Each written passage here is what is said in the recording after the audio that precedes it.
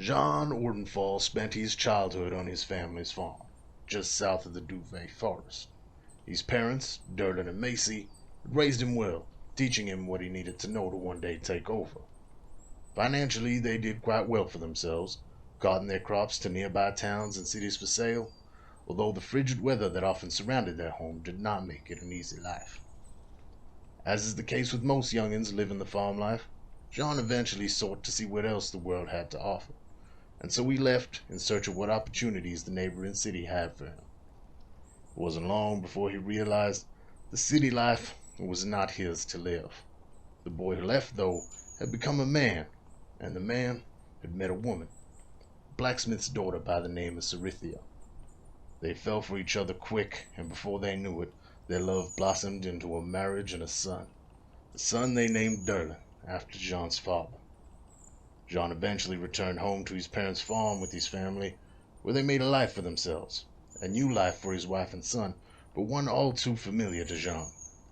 They were happy. That is, until the day vile creatures from beyond the veil made their way into their home.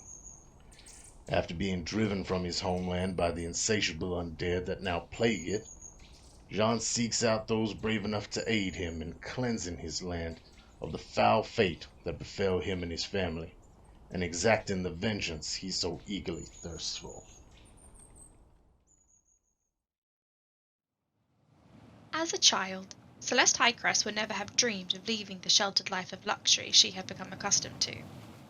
Born to two noble parents in a land far beyond the Vale, Celeste's childhood had been fraught with expectation. Her father, High Archivist Saran Highcrest, had set high standards for his two children, and the elder of those two elves, Celeste's sister Cressida, had surpassed all of them. Cressida had found her talents at an early age, her nose buried in books, and magic coming to her as easy as breathing.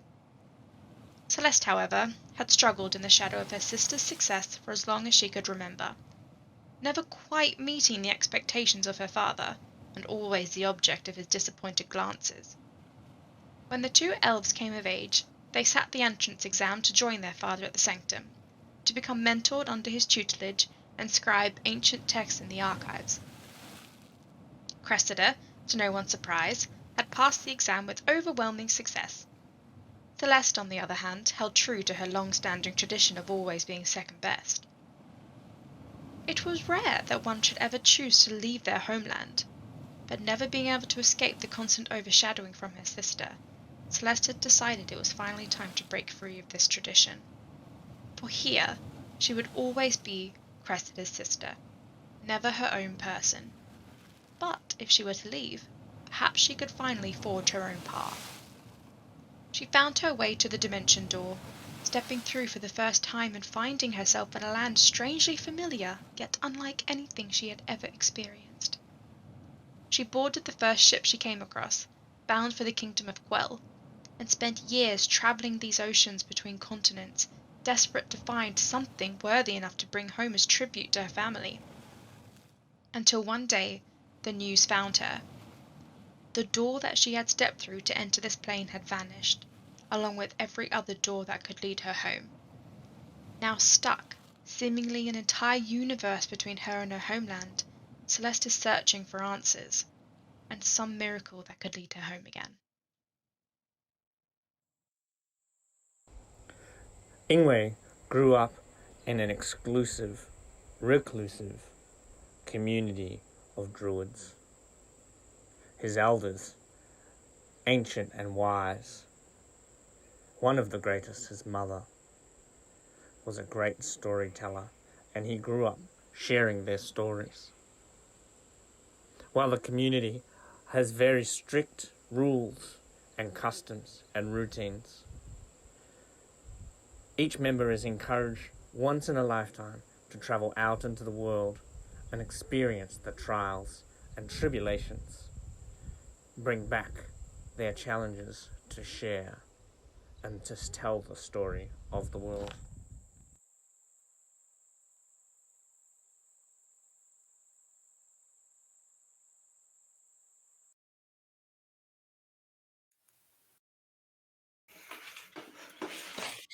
Everyone. I don't know why my camera is always the slowest. That's really annoying. It's discriminating, and I feel that is objective. Okay, never mind. I hope everyone is doing good. I hope everyone is having a good time. Welcome to a recap episode. I'm going to put on a little bit of music here. Some a little bit more chilled out music. Yay! Let's catch No up on more everything. Orcs and goblins yelling in the background. Hopefully that is not too loud. Can one of you Yay! double check if the music is too loud? Just because when I hear myself double, yay! I'm the same. I like hear myself doubled, and I'm like, I can't concentrate on anything. My brain is backfiring. I think it's fine. Right. I can hear music in the background, but my brain's hurting with all the voices. Right. Music sounds Hey, good. Dizzy! I'm just opening up here so I can follow along with the chat today. So they have an option of following the chat today. Oh yeah, yeah. Thank you for the sub. Yeah, thank Love you. you. Oh, thank you. You subscribed for 2 months. You're on a 2-month streak as well, Dizzy. Nice. Hell yeah. Nice. We appreciate it, and we love you. Yeah. That was just that's not a new sub. That's just a. I don't know why that's a message. That's just a message. It's just a thing you can click on that says, I've been subbed for 2 months. True. Oh, True. yay. Oh, and yours? You've been subbed for 5 months. I've been subbed Yes. for a while. That is true. I think I was our first sub. I feel blessed. Yes. I would think that you would have been. I think. How are Anyway. you going tonight, Dizzy? You going good? Good for a Monday? Did you get today off in public holiday land? Like the rest of us Queenslanders? Who don't work retail? Or hospitality? Solidarity forever. Wait, did you just give us biddies, Sherlock? Yeah. Oh, biddies! Just because why not? 41 little biddies. Pop 'em out, let me see Are them. we going to biddies. get a hype train Spending again? spending Oh, bits on ourselves. That's nice. I love that. Even though- Huzzah! Yeah, Self-sufficient. sometimes you gotta kind of. gotta take care of yourself. I don't quite know how that works. Okay, cool. I just wanted a round number, so I was like, you know what? Love it, Fair love enough. it. Yeah. Fair enough. Fair enough. Well, welcome everyone to our recap episode and Conspiracy Silver Hat Tinfoil Hat series. Day. You missed a lot over the last 3 months, but you're back. I'm glad you're back. Thank you for dropping in, Dizzy. I'm gonna put my phone here so I can actually break it. That's what I wanted to say. Break it. Hell yeah. Watch both at the same time. Because now I don't have to listen to the music twice. What is one in particular? There we go. Ooh. Oh, hello, an anonymous cheerer. An anonymous cheerer with 100. Is that bits? I can't see its ghosts. It's bits. Yeah, I It's think bits. that's it. Oh, wow. Thank you very much. Thank you Aw. so much. Thank you so much for the scary ghost. She's just trying to get us riled up for next fight. You spooked us. In Swishy 3D. Swizzy, how you doing? Hey Doc. Oh, have you got a hat on as well? Throw it in the Discord so we can see. If anyone is in the Yes. Discord and has their tinfoil hats on, please put it in the Discord so that we can all. Yes, yes. It's theory time. What's happening?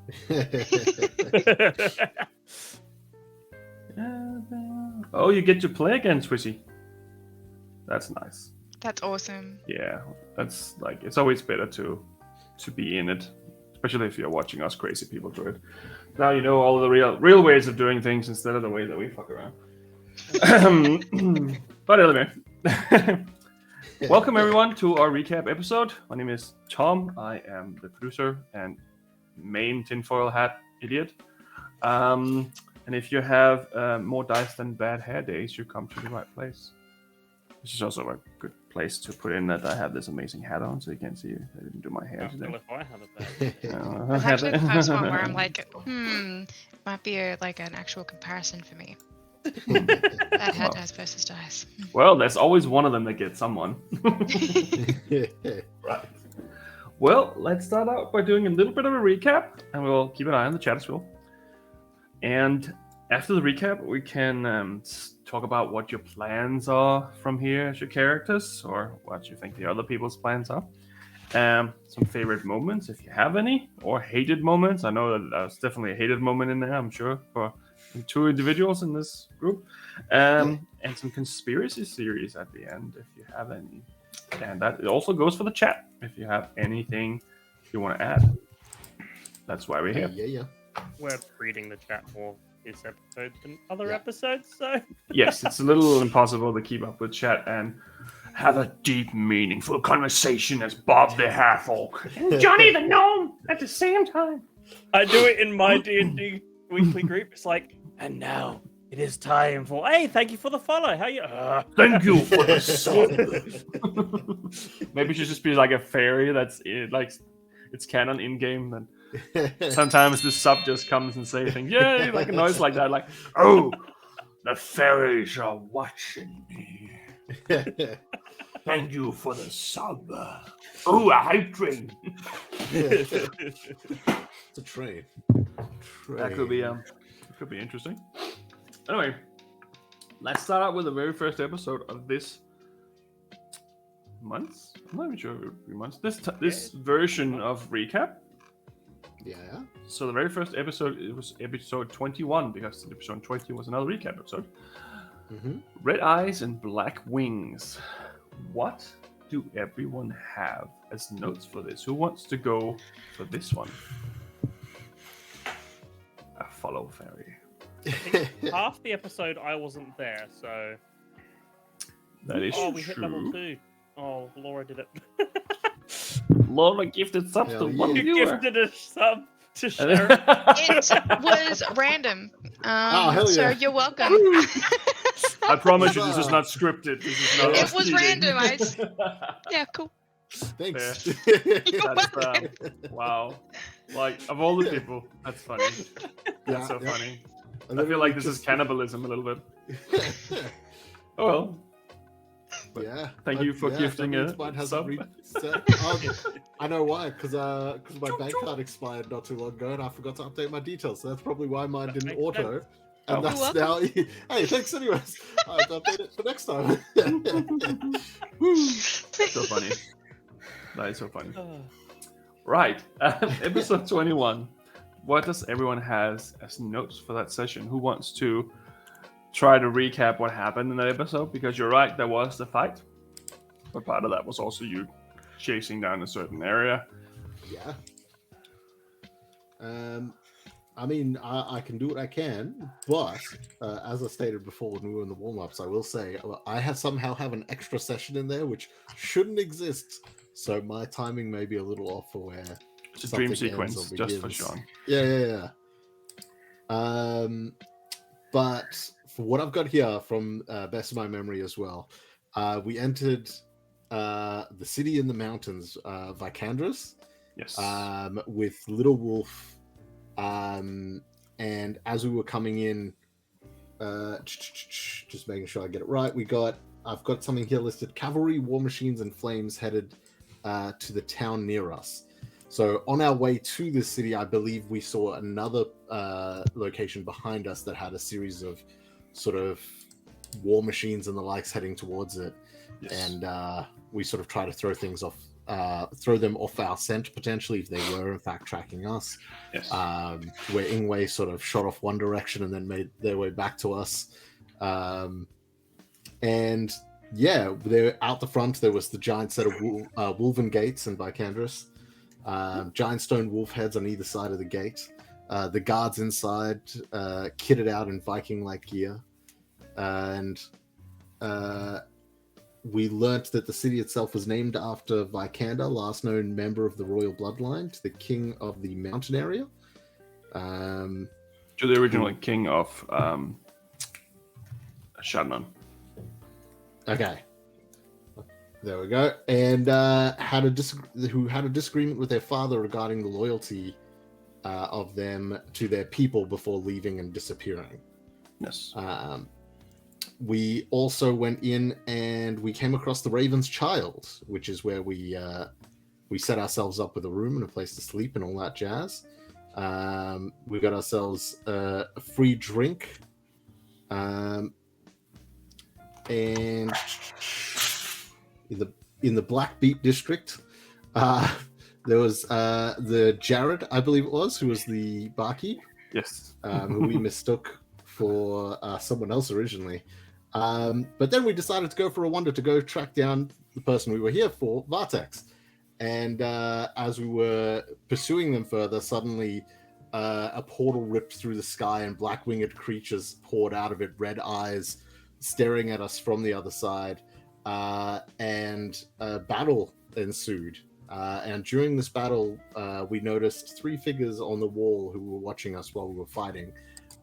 But a dragonborn of white scales joined into the fight and fought alongside us, who we noticed partway through seemed to have a similar tattoo across their forearm, and one not so similar. I mean, at that time. Remind me his name. I forgot it. Yeah. We had a bit of a chat after the fight was concluded, where a bit of chaos happened. People were climbing buildings and launching shots and blasting lightning from the sky. We had a bit of a chat, and we learnt a few details about our newfound friend Drekik. Thank you, by the way, Drekik, for this. Bitty boo. Drekik mentioned that they needed to see the council, to which we, as a tower had collapsed, we could not move further in a particular direction, and so we figured that would be the best bet. And the one thing I don't have here is... Oh no, never mind, I do. So we went to the council with Drekik, learnt that he is, as I put here, Drekik be a banished boy. That should be a t-shirt. I got tats. I'm a banished boy. That's it. We also learnt that Drekik knew the captain of the guard, I believe it was. Regain. Yes, who I think I've got noted in another... Yeah. And where was it? I've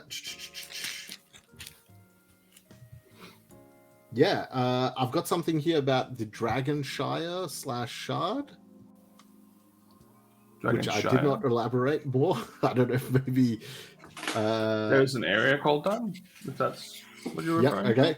It was probably mentioned, and I was just like, "This will be important." And then the Dragonshire is an inn. And the Shard was where you came from before, where the orcs attacked, pretty much. Not the Shard, but the Shard was the deity that these frost elves were worshipping as an avatar of Liana. Yes, that's right. Okay. Separate that. Put that there. And then after the encounter with the council, which I didn't particularly detail out here because I figured my character wasn't particularly involved at the time, I put that we went back to the bar where inside, seated, we found our quarrel, as Vartex was seated there. Yes. Basically offering us a drink, and a plea for a deal of some kind. Indeed. I think that's pretty close. Woo! That's what I pretty much have here as well. Does anyone else have anything extra to add to that session that we didn't really? No, that's good. I've got a lot about the 8 symbols and the 9th that blocked out. That basically, like, Drekik was like, "This is the answer to that question," and I was like, "This is going to be a puzzle in the future. I better write the details down so we can figure it out." Nope. Puzzle. But I mean, it wasn't a puzzle so much. It was more. I mean, it was everywhere. You can see these symbols, and one of them was edged out. But but it makes more sense later when you got through some of these individual situations. History. Sorry, Drekik. That's okay. Well, you did manage to convert 1/4 of the rest of the party, so. Very well. Did you mention that we went and saw the council? Yeah. I mentioned it, but I didn't write the details down. So because I was like, Jean didn't really partake. So It was just this weird, hey, Drekik, hey, how you doing? You're banished now. And then I'm like, no, I'm not. I got a mark. And they're like, oh shit, he's got a mark. Stay in the town and don't leave until we figure out what's going on. And then Yep. Yes, pretty much. Typical bureaucracy. Yes, you didn't fill out Form 48. is 449.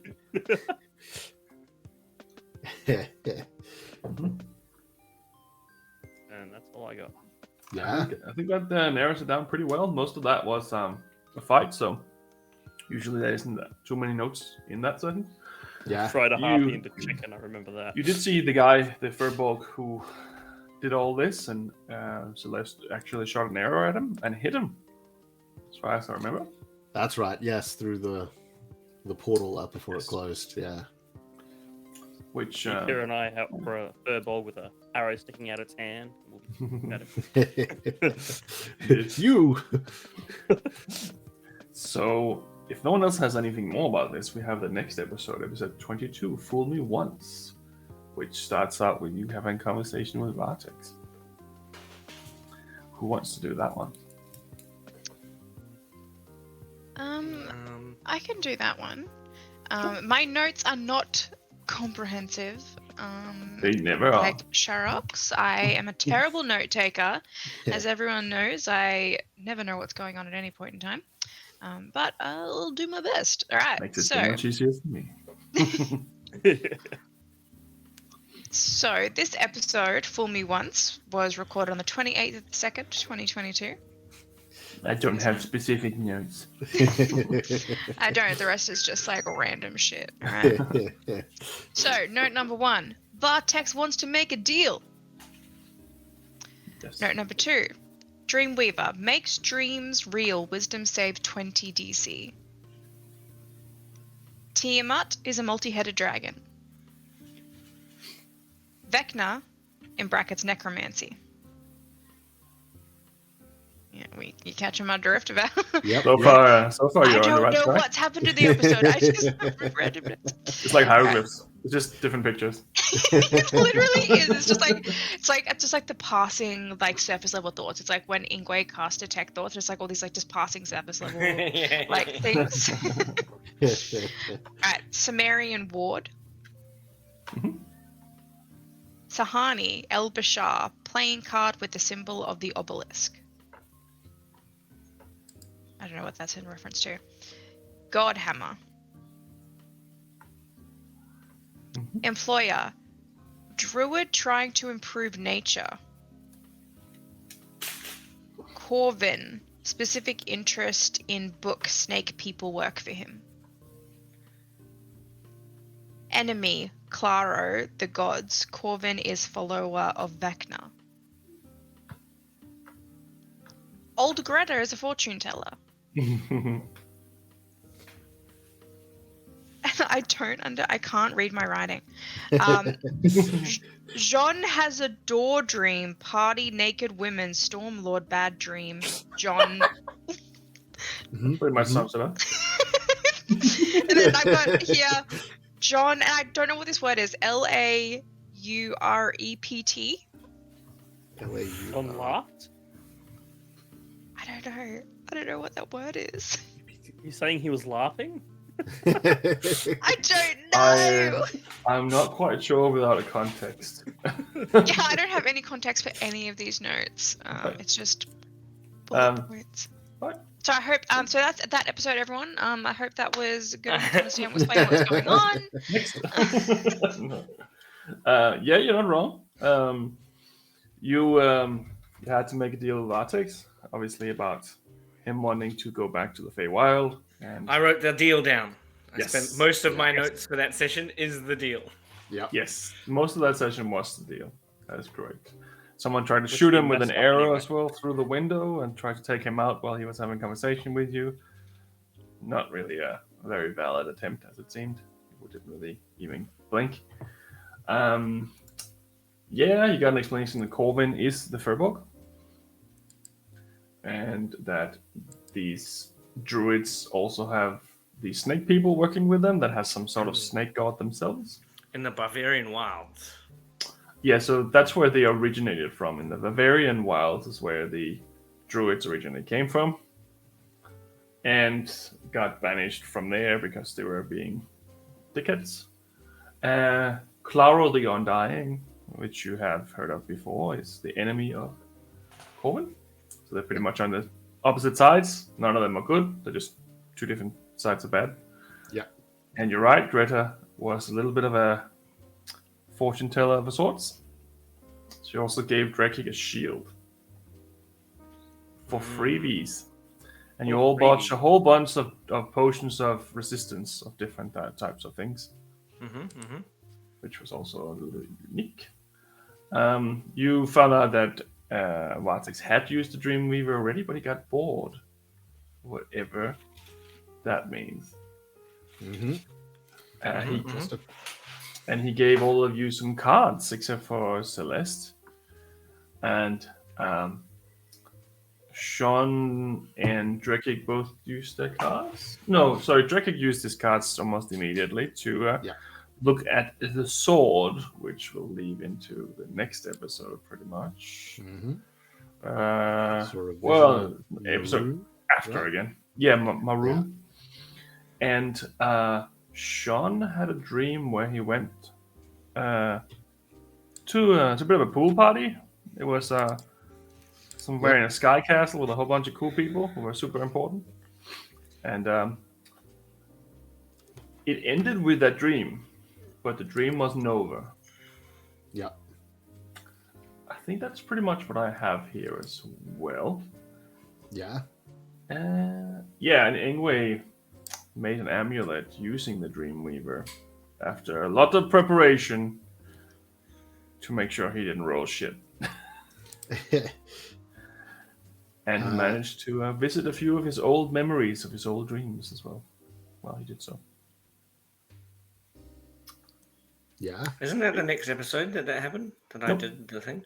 No, you did it. You did it at the end of this episode, but you woke up after because Sean's dream cut through from one to the next one. Began in one, ended in the other.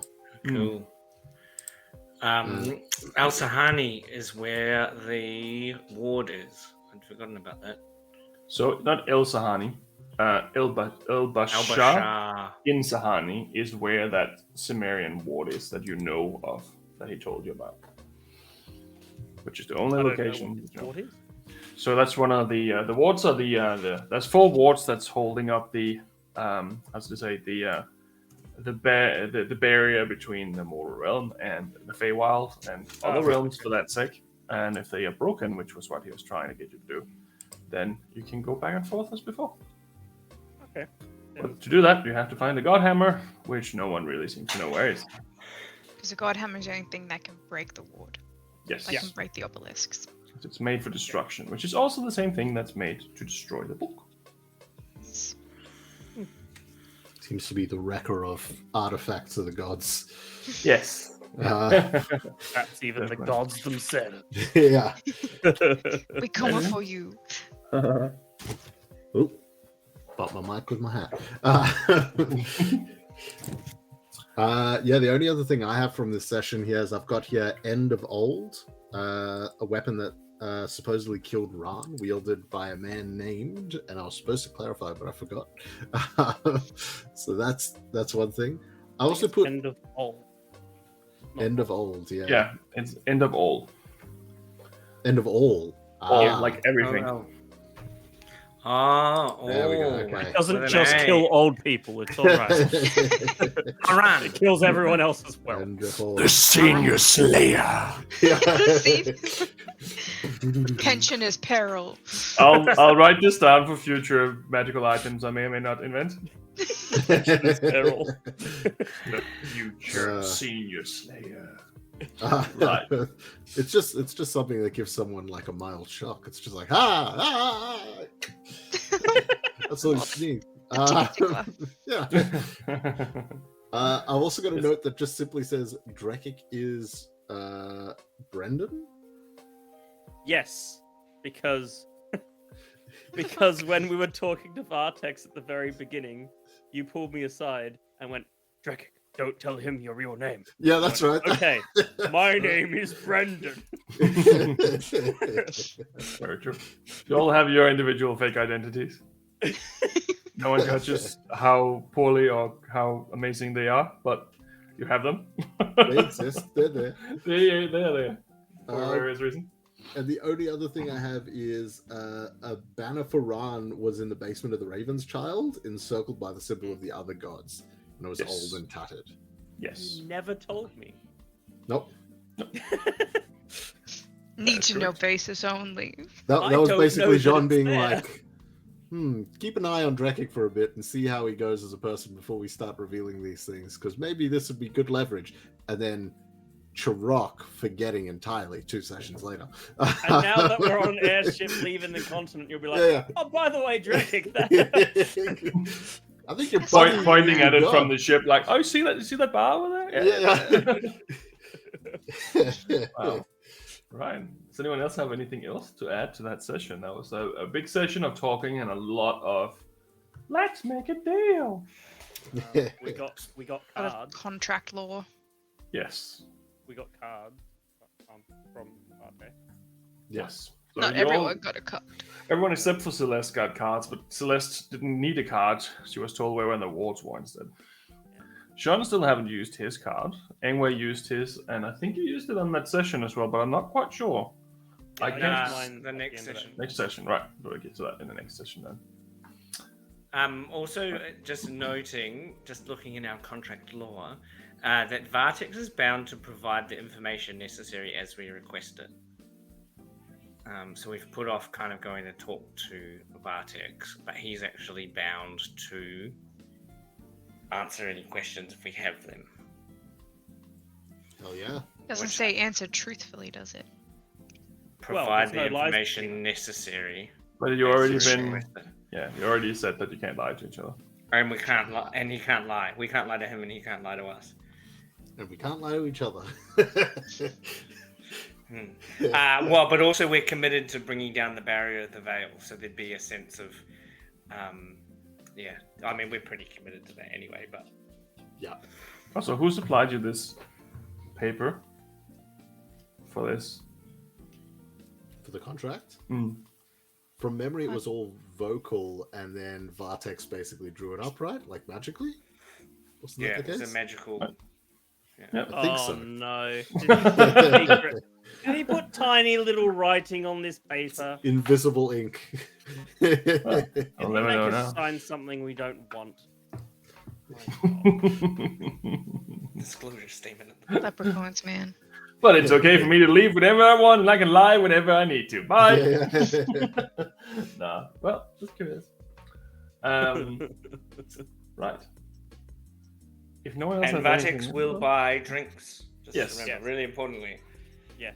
Yes. That Drakik is is true. low on money and requires drinks often. So Sure. Did we catch the name of the dude? I've got here Haran is the person that killed Ran, but Tom. oh, you the right. guy that killed Ran, I don't. Oh, I know. Let me have a look. That was the one where I Yeah, just Haran wrote the Alcast. Harin. Yes. Heron. Sweet. Hells Uh, yeah. There we go. Does anyone else have anything going on with that episode? Nah. I think that one was pretty elaborate. Right, we can continue into the next one. So, Sean, that's where your dream continues. Yay! Who wants to do this one then? I think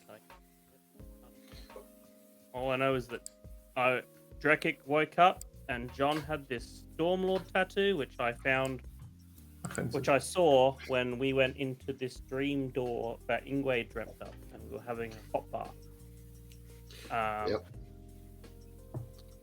And that's the only note I've got on that. So you And had then, that after he woke up. Yeah. And then the council, we went back to the council after that. They were like, yeah, you're free to roam. Just, stick around. Yeah. Vartex is inside Ingwe's amulet. So we met up with Vartex and said, hop Yes. inside this amulet. It's your home now. Yes. Then John was given the Thunder Axe from Stormlord.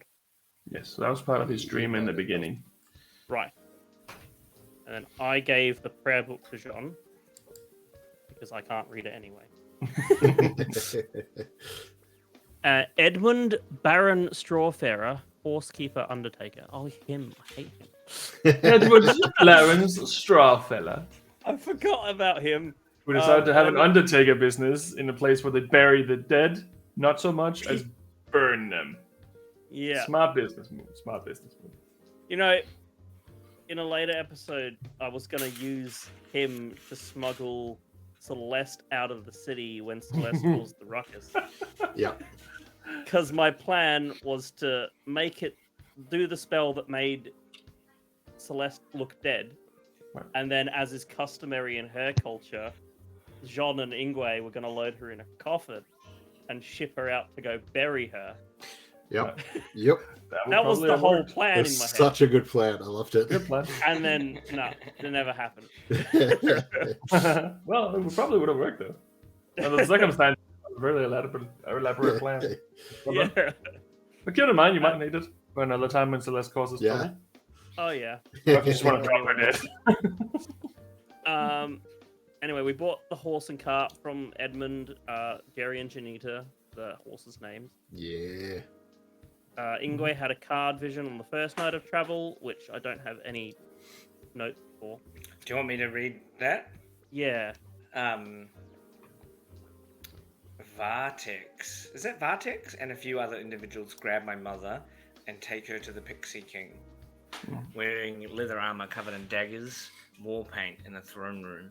One side is a human, green-eyed noble, a dwarf with one eye and white hair. A wolf-like creature on a throne. Mother and her friends taking orders. The dwarf has a crest. Meeting in a fancy area with a ding sound in the background. The wolf guy gestures towards the party, my mother's party, and they go out of the room. Yes.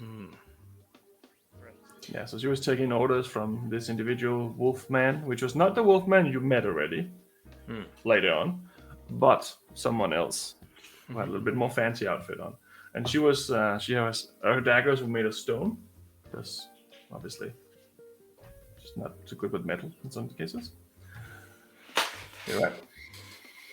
And then, Then Ingwe took Celeste's book to try and figure out if there was correlation to his vision in the book. So he spent a good while studying that. And then we made it eventually to Blunder Peak, where we were going because my vision sword was there.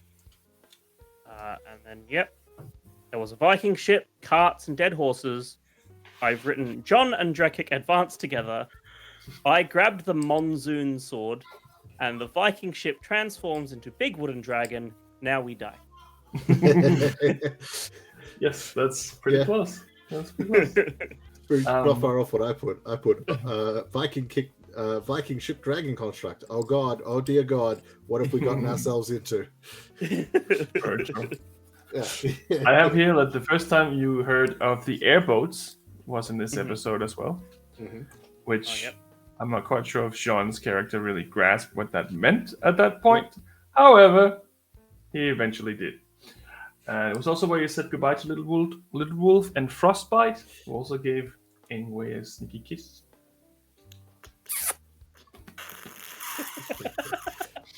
Romance is in the air. Can you feel tonight? And they were going to return back to their homeland to try to fight back the orcs from the other side. So, just a question for Ingwe, not Jacob. When Ingwe goes back to his culture to recount the stories, does he reenact what happened? That is one way. One of his goals is to find a love partner. Right. Okay. So one of the maintaining the gene pool kind of goals is to go out and get so they don't incest their village that they never leave from. Yeah. Is to go out and find a partner, both an animal partner and a human partner. So but only one of them is a sexual partner. The other one is not. You don't know. I mean, why not both? They're all people.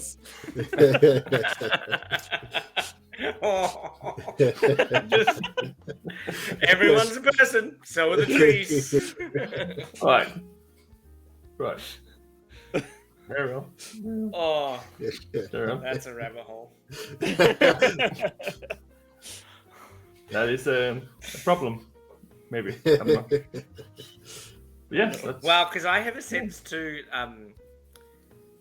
that Ingwe's gay, and so then there's like, but also it's not it's a hard thing to do because like the questioning of all the relationship things, because it's like everything's done by magic, so it's like, yeah, do what you want.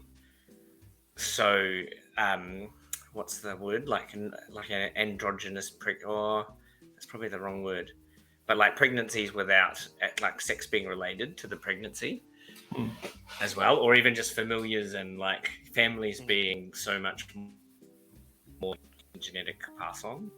True. Well, you already had one guy you picked up from one of the brothels, I believe. Yeah, but that's a bit like yeah, it's funny because that's a bit like eating meat. Like, yeah, definitely you're gonna go and do all the sexy sex things, but it's not related to reproducing. Well, or it'd be illegal in this like tribe. Like it'd be like that's social. You bring down the social fabric of a really small tribe. Anyway. No, I don't think that. I don't think that would be a problem with that part. I think it would be more that as long as you still have a partner and you end up having a child somehow. Yeah, but that, like in human society, that's why those kind of taboos exist around like incest, and that they exist because very small. They destroy very small tribes. Very true. Very true. What a rabbit hole. Rabbits and trees. Hey, let's not talk about the rabbit hole, all right? We're past that. We're past the rabbit hole. Cover yourself up, rabbit. Side note: Tom did ask us off show to think about the spells we might produce in the future, so that he could. Yeah. He's cooking up some. I gotta get back to him on that. I've been busy. So I have also actually Summon rabbit hole. like gone through like Ingwe's potential spells to level 20. Like, not that we'll necessarily get there, but there's some really cool druid stuff. Yeah, some pretty screwed up shit in there. That's cool. That's very cool. When you're really powerful and like you can just be like, oh, I'm just gonna randomly do a power. Have a really weird fucking sense of morality. Like... Yeah. That's very cool. I'll just leave this structure here, this portal somewhere that anyone can wander through. The new make a wish tonight. Yeah. Right. I think that's pretty much what we have for episode 23, at least. So the next one's 24, the Murder of Crows. I'll say 23. I got 2 more notes. Oh, you do? Yeah. I thought we didn't have any more. Both super important. Actually, only one important. Spicy food. Jean made breakfast for the first time. That's true. And I still changed have his career ingredients here because I haven't removed it, so I'm about to. Oh, go for it. Mushroom, salmon, salt, pepper, spinach, and rice. And the actual other important thing, Vartex just turned off the eye with a snap of a finger. Oh yeah! Before going into the hole. That is true. Yep. That is very like, true. oh man, just one more thing before I go. Boom! And we're like, what the fuck? Cool, alright. I watched all the episodes before joining you guys, and I'm like, okay, we're gonna get into. We're gonna figure out the mystery of this bloody eye in the sky. It's gonna be great. Like, 3rd episode in, not even a mystery. Yeah. Go. No, that's an interesting thing. There was no mystery. So when we get to the theory crafting, one could argue why it was even there in the first place if it was not important. But I'm sure you'll have some theories about that later too, because he obviously put it there for a reason. Well, Celeste had that conversation with Mana about that exact thing, because she was like, oh, you know, this is like the prophecy, and it's like, it's already happened before. And Celeste was like, yeah, this guy's probably was around then and probably fucking did it then as well. And people just think they're related. Not that he read it and was like, I'm gonna make these guys think it's a thing. He was probably alive back then and thought it was funny then as well. Yeah, that's the thing. You don't know how old he is. You don't know. You just know that he's really powerful. That's all you really got. Yep. And you Eyes in the sky. They're like dick jokes. Tricked They him. never stop being funny. Yeah, well, it's like how, like, in ancient Rome, they found, like, carvings of dicks on, like, Yep. walls and, like, Pompeii and shit. It's like Yep, the same. But that makes kind of sense a little bit because of Greece. Greece had a very specific. I know this because me and Jazz had it's kind of like an Airbnb thing where they have this event with you, and there was like about ancient Greeks, and then the penises itself was if you were really smart, you would have a small penis. If you were really stupid, you'd have a large one. So it's kind of a very old pun, I think. Yeah, they used to have a term where it was like it had something to do with like donkeys, and that was the relation. Yeah. Like it brought you closer to being like a donkey. That was their story behind it or something. Yeah, it's very strange, but it's very weird historical fact. Yeah. You know, I had this thought a little while ago where Okay. I was like, yeah, just totally a little bit off topic for a second, but I had this thought a little while ago about like how whenever, you know, I'm growing older and I have children, I'd love them to be able to look back at this as a memory of how I was when I was younger. Like, oh, hey, look, this is me when I did. I don't want them like, Now we're Well, talking about Hey kids, if you're watching in the future, what's up? Just How you doing? we're talking about something else than what you think it is. I don't know what you think it is, but it's not what it is. it's a 2022 slang word for homework. Well, we have a thing with we have a thing with the kids where like we're all about like using the medical terms. Like we say penis, not willy or secret, because it's like a child protection thing. Yep. But then like stuff comes out on like Twitter and YouTube that's like, no, you can't. I mean, that is the medical word, but you can't yell that out the window. Well, today's word is keister. No, anus is our current word that is very popular in my house, and it like messes with the like. No, we're going to use that word. That is that's the medical word, but not the way you like. No. Like, oh, Dad, I hurt my anus. I fell over onto my anus. It's a 20-minute long conversation using Latin words to rephrase everything. Anyway. Right. Anyway. Episode 24 started out with a big fight against the ship. Murder of Crow. Yup. Yeah. I don't have a lot of notes for this one. I'd like to read do? my notes. Yeah, sure. Go for it. It says, big battle against boat dragon. Giant shark eats ship. Yes, so that was part of the news. Not related, not related to this event. That is my middle of battle. For the session. I mean, Celeste killed it with her dagger of the cloud of dagger thing. Does that count as the shark eating the ship? Yeah, cool. That's true. Well, you all ended up in the fight eventually, even though you tried to stay away from it. You got pushed in every time you tried to do something. Because there was all the dead people around. Yeah, that was cool. Yep. Yeah, the imagery of that. So it was a circle of. Yeah, I've had dreams about it since. So it was a circle of. So the floor was bones, right? Yeah, so you thought that there was originally snow on top of this little mountain, but it's actually just bones from the dead people. Yeah. And it was dead people's bones that we were walking on. It was like covering like stone. And then it was a gathering crowd of heroes of history that... Yeah, not so much heroes of history. It's more like anyone who tried to go for the sword and died. Yeah, all the people. So a lot of Scandinavian-y kind of people. And also, Jean's wife was there.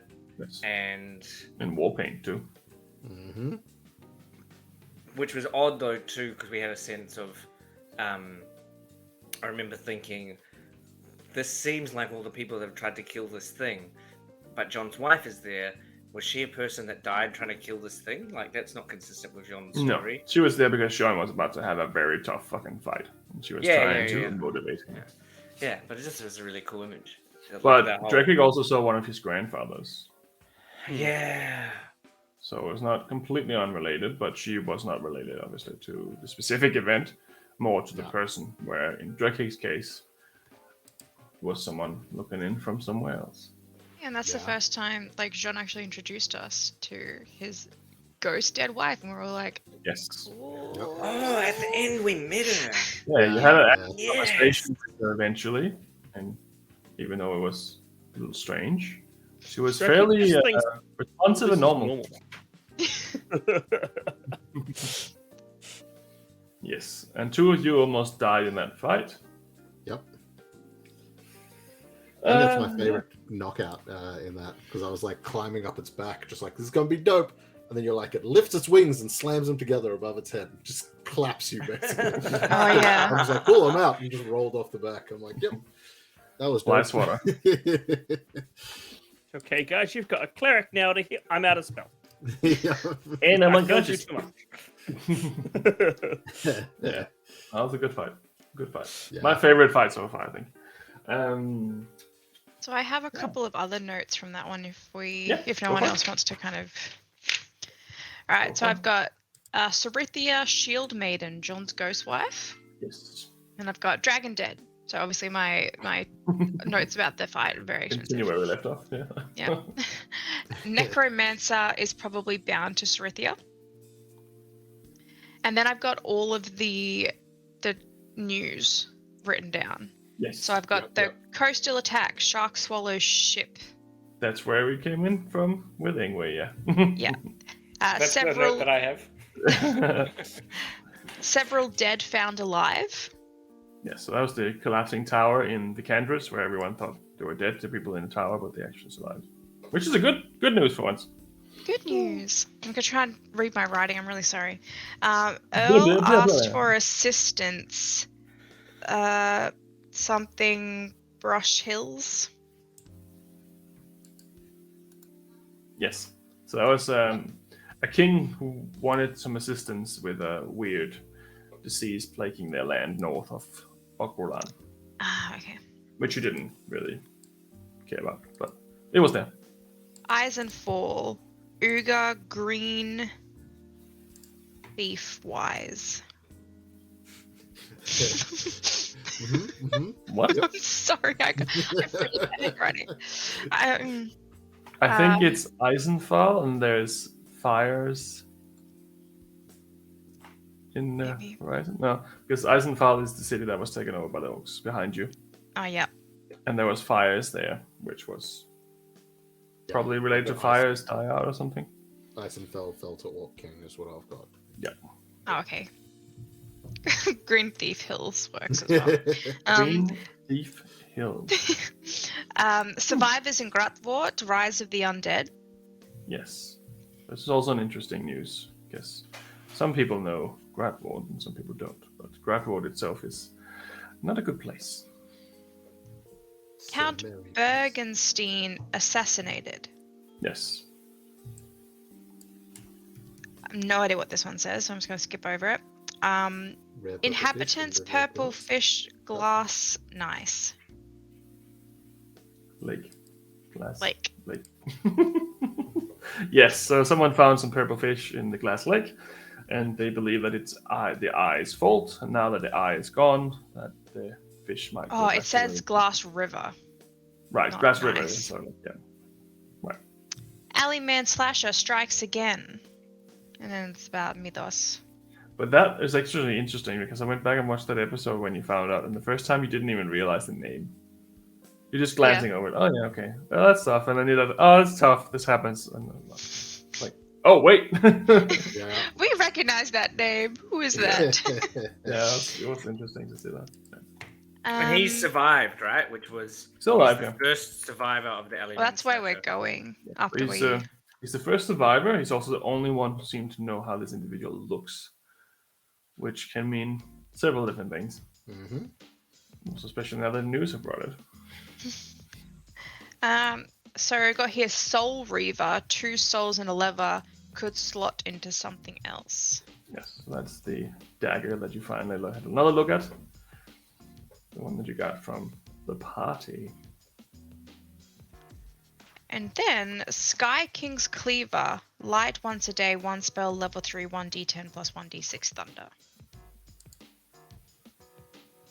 Mm-hmm. That's my notes. That was Drakic's blade, right? That was Yes, collected? believe Yeah. so. The only other thing I've got there, because there were stories and things to do, I added. We also have to clear Drakic of his curse. Yeah. So I can finally read. Yeah. Yes, that's right. Very important. I As soon can as we see. get back to Kronos. Oh, weird. I mean, We're doing Kronos an is exorcism. probably the best place to find glasses, let's be honest. We've got to do an exorcism on the ship to get rid of his curse, John. Yeah. Just like you've got to convince Ingwe like that he can use the holy water that he gathered for some Yeah, other yeah. thing. You Like, must- yeah, we got it's definitely a cursed thing, and Ingwe will be like, yeah, I know that spell. You must scare the demon out of him. Throw him Yeah. overboard. Oh no, I got it to get rid of your wife before you knew it was your wife.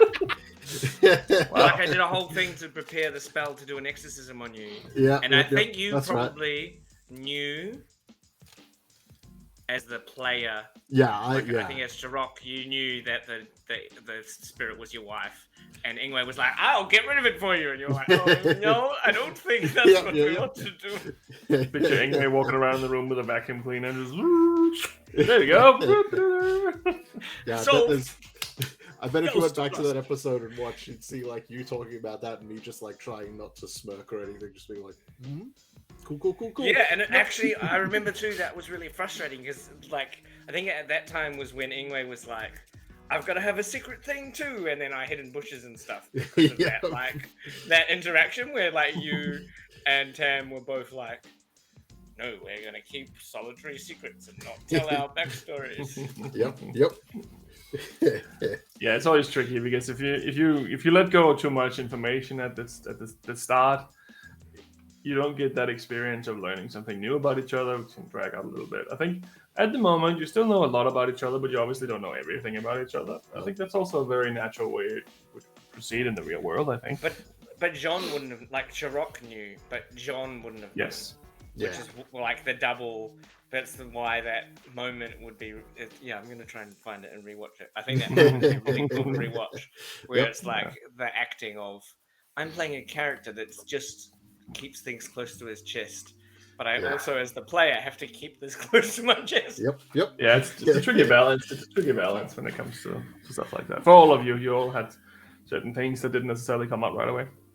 Yeah. But it's also good. It gives it's more it's- entertaining as well.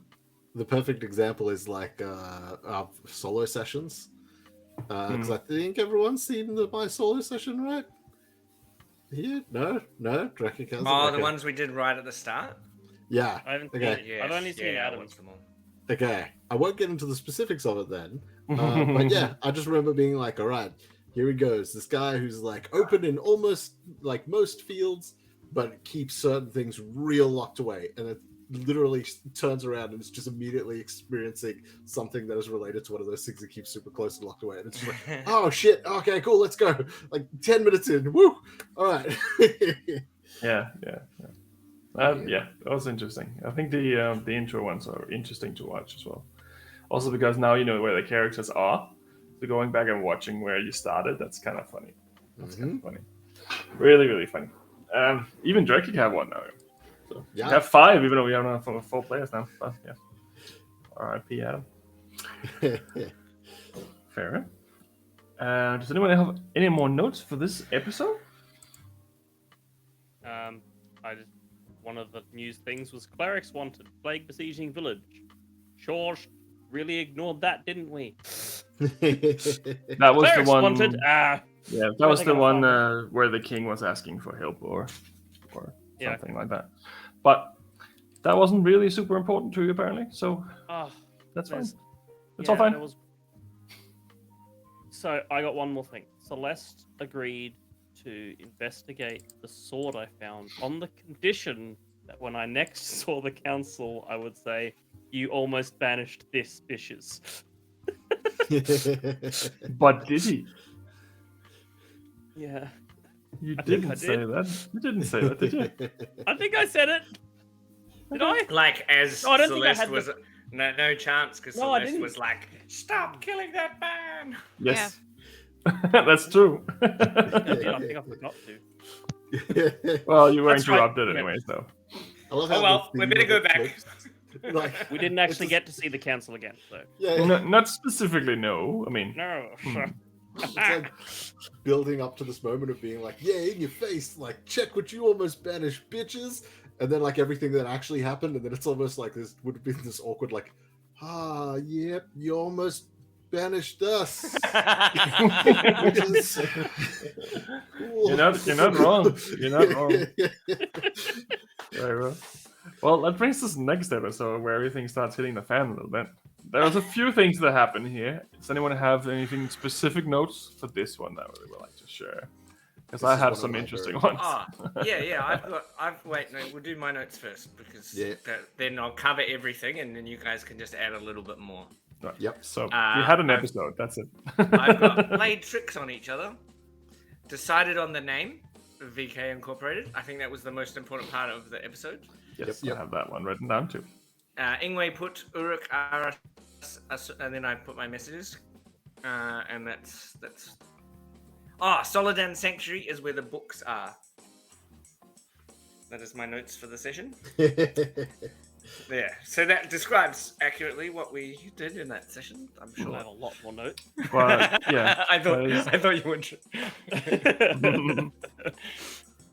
So yeah, we tried to prank John, but realized that it was going to be bad because my simple "oh no, they're dead. What are we going to do?" turned into Ingwe being, "I'm going to be, John's son, and and then dead. you're going to make John's son dead."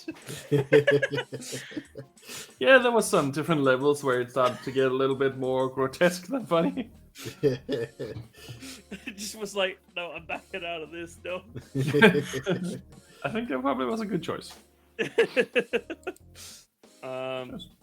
We met Cole on the way back to Vicandris, my friend. That's true. Find him again. Celeste didn't like him at first, though. Celeste didn't like him at all. And then Slash doesn't like most people at first, honestly.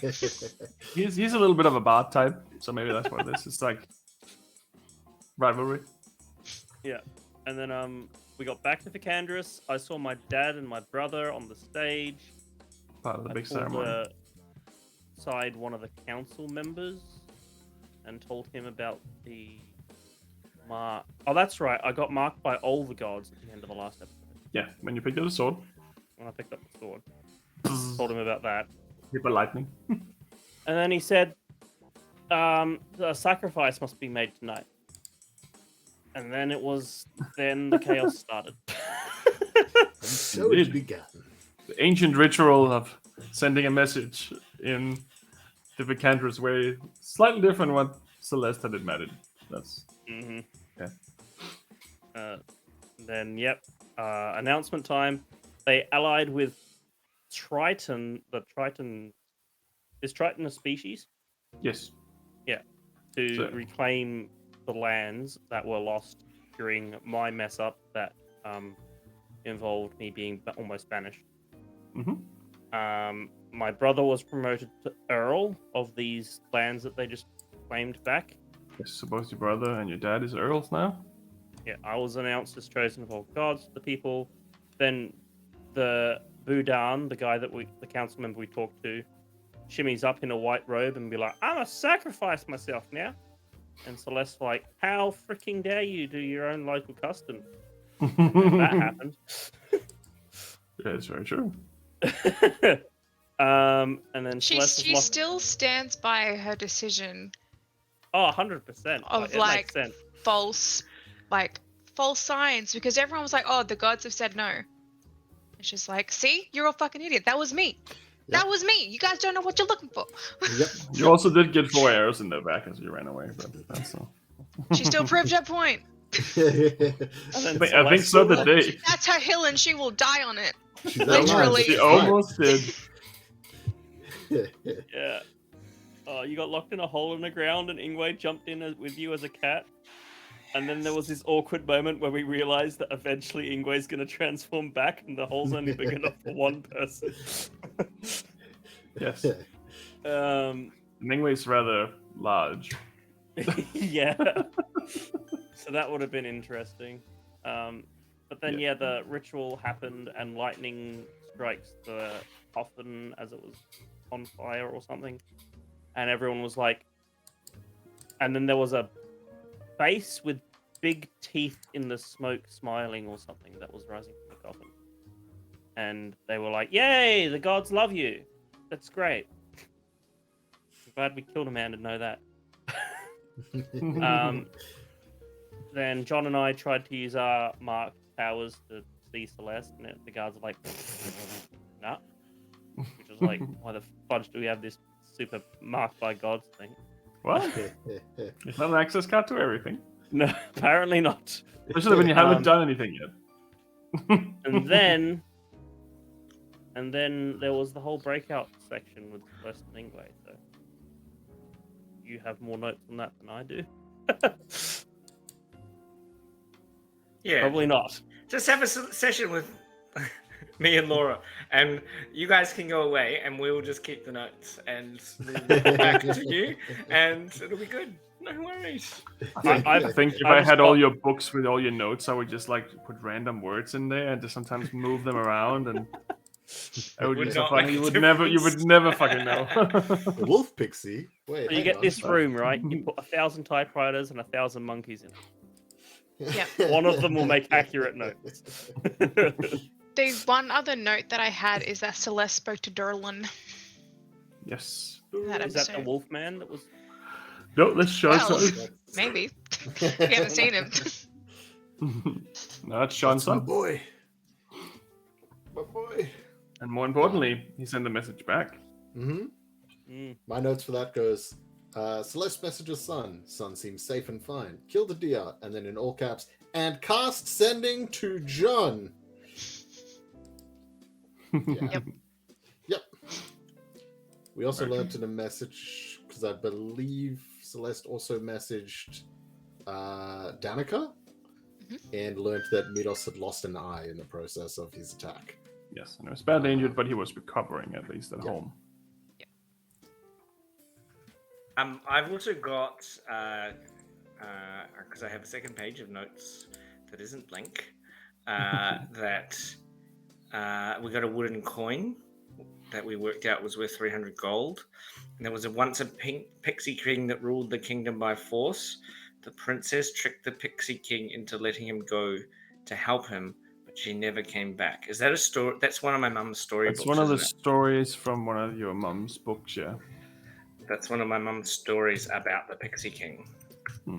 And then, but the dude that came to rescue us said that he came from the pixie king and gave us the thing, and that's why I read the book to be like Pixie King. Yes. So he gave you a wooden poker chip, Yeah. which you then later, with some help from Mana, related that that probably is from Kronos, from the Homo Disc Casino. And he booked you on the nose before leaving, and you never got his name. And what did he look like again? He looked like a wolf, just like humanoid wolf. So it looked very similar to the other creature that was sitting on the throne. Yes. Which you saw in that little vision, but it was not him. You see that he was different. But like wolf man, like werewolfy kind of, like not so much werewolfy either, like tabaxi, but wolf. Yeah, tabaxi instead of cat tabaxi. Yeah, that's the best way to describe it. It's just a race of humanoid wolf creatures, which aren't werewolves or humans. Yes, they're just a race on their own, kind of similar to the Hajal, the hyena people that I made, which aren't kobolds because kobolds aren't that smart. Yeah, pretty much. Anyway. I think I've got as a last note that apparently there was a strange bird that spoke a weird language. Mm-hmm. The end of that was when we were on our way back to the city after collecting the sword. We set up camp one night, and there was a weird bird outside that most of us saw. But Ingwe heard it say like Uruk Arak Usun, which is the note from the previous page. Yep. That I put in the sky. Oh yeah. That's the thing. And then the last thing I have is that we left there on our way to head towards pretty much where we are / just left the Ivory Clasp, and we've spotted our first skyship in flight because I think we saw one at Kronos from memory. but in-flight flying overhead, and it was rocking that heavy metal. And Jean shit himself and basically dove into the bushes and told everyone else to take cover while everyone else was just looking at him like an idiot. Very true. Very true. I think that is everything that I have here as well. I've got all the I've got some variants on the names that we came up with. We want to reminisce on that. I got the Tattied Tellers, Incorporated, which, you know, became pretty much what we were going for. Parchment, Mayhem, Detective Something. We had keywords as well. We took that Detective Something and Travelers Something were two other ideas we had. But then, yeah, VK Incorporated. Well, that's fair. It's close. VK can stand for any number of things. Violent chaos with a K. Yeah. And that's Ingwe's pseudonym too. Yeah. So when he VK's what he writes down. So if anyone ever comes for you, they know your name. Even if they only know his name. They know our initials. VK Incorporated, we're coming after him. Oh, it's a company. Let's take them down. Well, anything else that anyone has for that session? So the next session is Knock Knock 2, where you finally arrive at the Ivory Clasp. Yeah. Does anyone have any notes? I got massive notes for I got notes for this one, but I got massive notes for the following one. So if someone else wants to start with this one. Really? How come you have massive notes for the next one? I guess that's the fight. Is it? Oh, yeah. That's the. That's the one after that. I got massive notes for. Right. Fair enough. He just he just took down every single round of combat and like how much damage was Yeah, done. exactly. Like, I got it. every Case spell by that was case, used. every moment. Yep.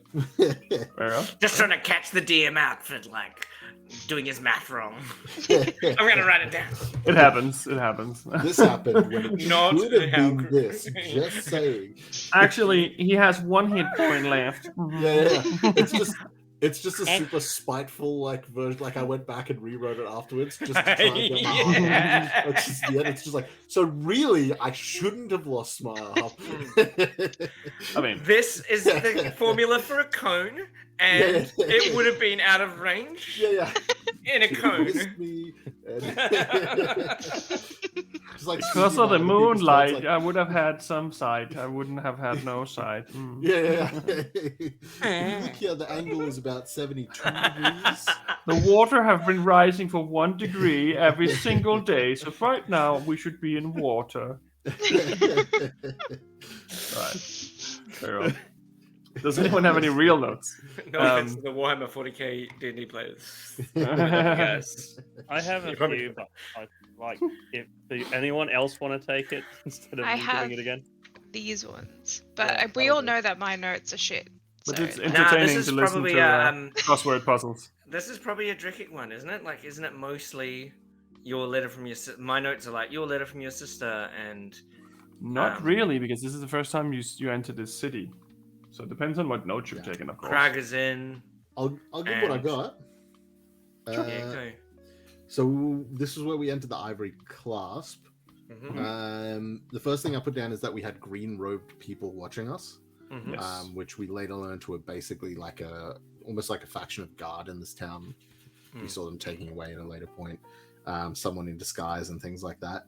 This is also the first time we saw the Apaya, the giant purple stingray-like creatures or manta ray cruising across the sky. We went in and inquired about a trip on the airship. We learned that it was a little pricey per ticket, so we sort of worked out a deal with Speedy, who I don't think we realized was the captain at the time. Oh, he didn't mention it.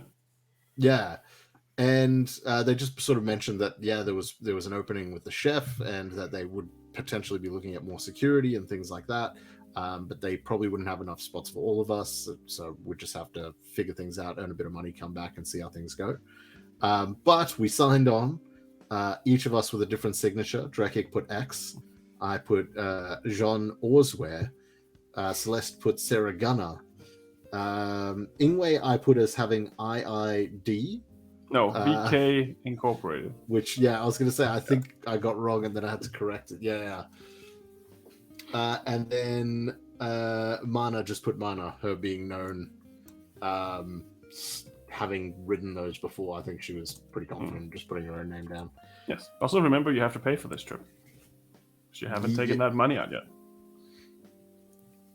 Haven't we? Yep. Okay. Cool. All I know is Jean was doing the chef thing, so he didn't think about money. You got 2 of the rolls for free, I think. I thought we got all of them. I thought we got all of them. Originally, he was. I'll go back and have a look. I think you still owe him $1,000. 1,000 gold. You in the first negotiation, you definitely said we owed money, and then in the next episode, you were like, "No, you've all got rolls." So there's. Oh yeah, but that wasn't. You're only getting parts of your ticket. Yeah. But we definitely had 2 episodes. One where where we all looked at each other as the cast, and we were like, "Yes, he forgot." Free travel. And clearly, you have not forgot. Well, this ship will just stop halfway through, and then people who doesn't pay just disembark. But people who doesn't pay get kicked off by security, who is... Yeah, it's got off by security. Well, you still have Terran. He's really good at fighting, obviously. It's like, obviously. Yeah. I will kick them off. Yeah. To see this weird thing of Ingwe doing mage hand, grabbing himself by the scruff and dragging himself on. No, you can't make me. Ah, yes, I can. Just talking to himself. It's the role of a lifetime. Counterspell. Right. We went after that we went to use the inn. Where was it? Use the inn so you don't go pooping in people's gardens, is a note I have.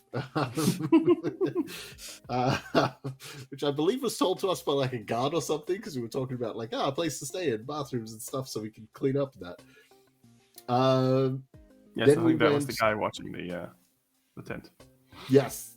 Yeah, that's right. Yeah. Because in the same bundle of notes, I've also got Joy, who is the individual we met who works at Krager's Inn, and Penny, who was the waitress, the Edgenasi waitress inside, who would basically bring the drinks and food across to us. There is. I've also taken note that Celeste requested good food for the ship, so Jean was making sure that was the case. I've also got Arcana Postum, which I forgot to write what that's related to, but I believe that's the brand of ship or something like that, right? Or no, nope. I have it written down too with no context. Arcana Postum mail magic. Yes, there was a mail service. Mailman. That's the mail service. Oh yes, that's right. The guy who walked up to our table and was like, "Hey, Post let us be you guys." Yeah, post him. That's it. Yeah. I'm gonna put that down. Mail service. Sweet. Drek got a letter from this sister.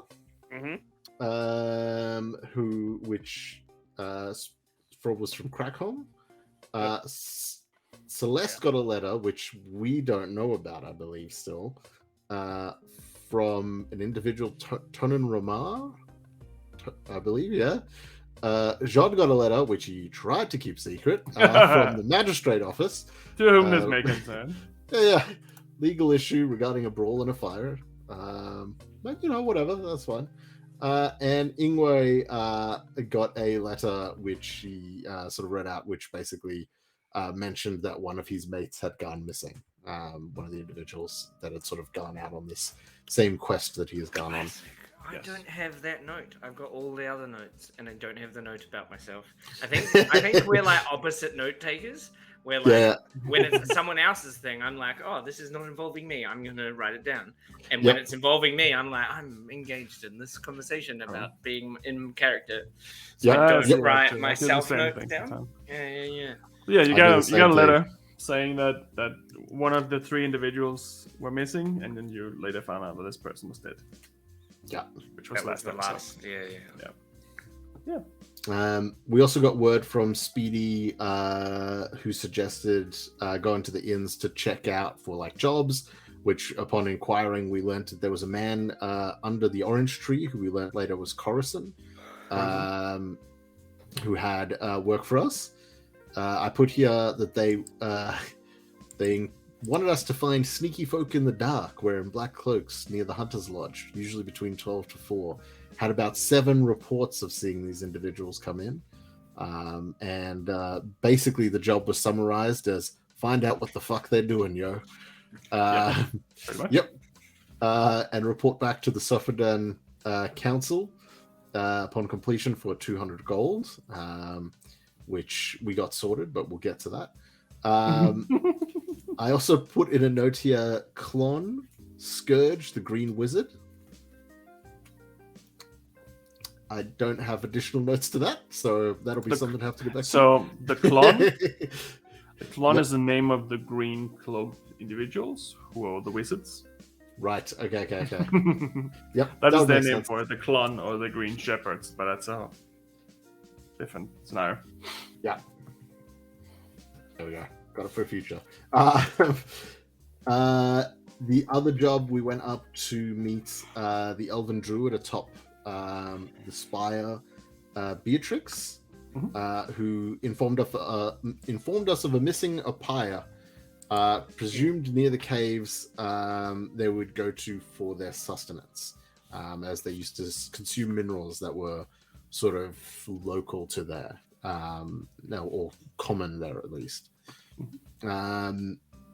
Probably missed a little bit here, but basically I got the next note is basically about our goats. So the part between that was, I believe, basically we just prepped up and we're like, sweet, let's go find out about this Opie, and we headed off and traveled for a bit. And when we got there, we had our goats that Ingwe had summoned, and that Jean had named his Stormmead and Drekik Asshole.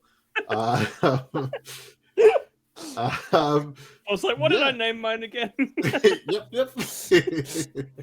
Anus. Anusol. Oh, it's an Egyptian name. It's Then we entered on into these caves and started investigating a little bit. Celeste went a little bit further ahead.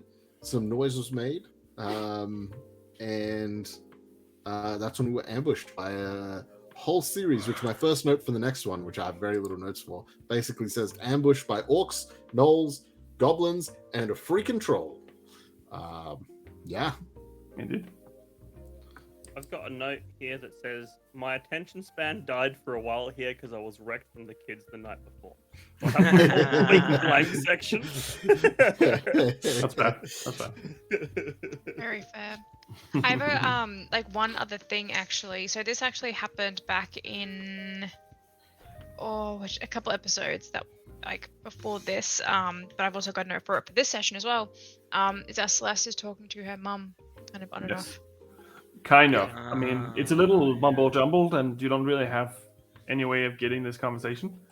And it seems like every time you talk that it's either worse or takes longer. Yeah, it's like super delayed. That's like message, like sending, which is like instantaneous. It's actually taking like 3 days. So and when it comes back, it's just like 3 days for you. It's like sending something with a satellite dish into space. But how long is 3 days for your mum? No idea. 4 seconds. Yeah, so let's say potentially if she responded right after, it's taking you 3 days to receive it. Sometimes maybe even longer. You don't. Yeah, but isn't the Feywild time different? Yes. Yeah. Depends on the time of year. Depends on the area as well, which makes it even super complicated. Depends on the area that you're in. Yeah, not all areas are in the same time zone. Like they have daylight savings. Gravity. It's like when we're traveling at the speed of sound, speed of light. Yep. And messages will... Yes. Yep. And very similar to Sharok, for the next episode, the entirety of my notes is surrounded by gnolls, orcs, hyenas, oh my, and then in brackets, and troll. Hey, I think I figured out the extra set of notes that you have, Sharok. Mhm. is my next set of notes is about Athea going to the demi-plane and that adventure. So I've missed So the that's whole. the next Yeah. That's one the again. next episode. I've missed that whole episode. that would be good. No, I found out what it was. For some reason, my 24 and 25. Basically, session 24 is basically a recap of the news we learnt the thing before. Don't know why I wrote it like that. And then I just went straight on to 25. So yeah, Right. Okay. Now, I don't I'm have back this on in track, my so to notes, speak. but I remember this happening where we left the cave and Ingwe cast like tech magic and found out someone was in the bush. Not detect magic. He cast Animal Messenger and he cast Detect Thoughts. Detect thoughts, that was the one. And someone else pinged that wasn't supposed to be there. Yeah. So Ingwe found out someone was there. There's a few interesting things. Ingwe there. thinks it's Alexander, which was Tam's familiar, which is Celeste's brother. However, you also heard what this individual said. Which was? How did she get out of there? God damn it. Oh, that's completely. It's a very different. And if you'd have heard their thoughts, like I don't I would know, assume like, you would No. also know it's not his voice. Yeah. I guess. he's not thinking about like titties, so you've got it's not him. Well, that's In Tam's the bush. influence on him, maybe. And when did we see the birds, though? Because So- we've seen the After. bird. Is this here? So, you started with having this massive fight, and a whole bunch of shit happened in this fight. Yeah. You went down a million times. You had to turn to stone not to get yourself killed. Celeste threw up eels halfway through the fight, and everyone around her did too, as far as I remember.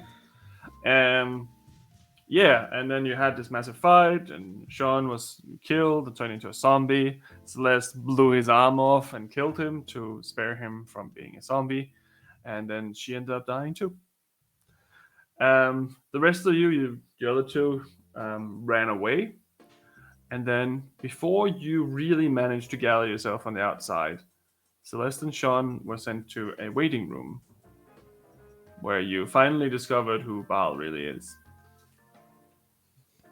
Yep. And you were giving a bit of a get out of jail free card, so to speak, but not without consequences. There are consequences for both of you, but you haven't necessarily realized them yet. Sean's was pretty specific. You lost an arm. Celeste, Woo! just know that there was a bit of a weird rumbling as soon as you woke up. I thought that was Rumbly the in your tumbly. birds. It was the birds. Yeah, it was the birds. And yeah, you gathered with the other two after running away from everyone inside without getting killed. And you partly collapsed the exit of the cave so it would slow them down at least. Yeah, that's right. And Engway realized someone else was out there, somewhere invisible or something that seemed to have had something to do with this. And you ran back to the city. Didn't tried they? to Didn't kill they them. come back alive before we went back? Yeah, they came out with They you, came out and first. then you all ran to the city. Yeah. Yeah. Which is why we collapsed the thing, because it was. Yes. Because it kind of all happened at the same time. Like we ran out, there was that rumble. You were casting, like the birds came. You cast Detect Thoughts because you thought we were zombies. Yes. Because Draco was like, That's they're coming why, after us, yeah. and she was I mean- like, don't come with us then. I don't give a fuck. I'm going still. You can And catch up. Drakek's just standing there like, they're the zombies, and you're like, well, fuck you. And Drakek's like, wait, that's not what zombies do. Yes. No, that's yes. true. And that's why you cast Detect Thoughts because you were like, I'll Is it- prove it that they're not zombies. Yeah. and then Yeah. it got kind of all happened like instantaneously. Like, Yes. And you managed to run back to the city, and then you had a very long conversation with the very young priestess, high priestess, where Celeste kept yelling at her and asking where her parents were, pretty much. Because she couldn't help. And it seems like no one is able to really help much with Sean's predicament at the moment, at least. But there are options. I still say that we get him a cool mechanical arm from Kronos. Mana said she would be looking into that. That would Get be him like dope. a Yeah. arm with the Warforged. Yeah, his journey to become Warforged. Have the gun.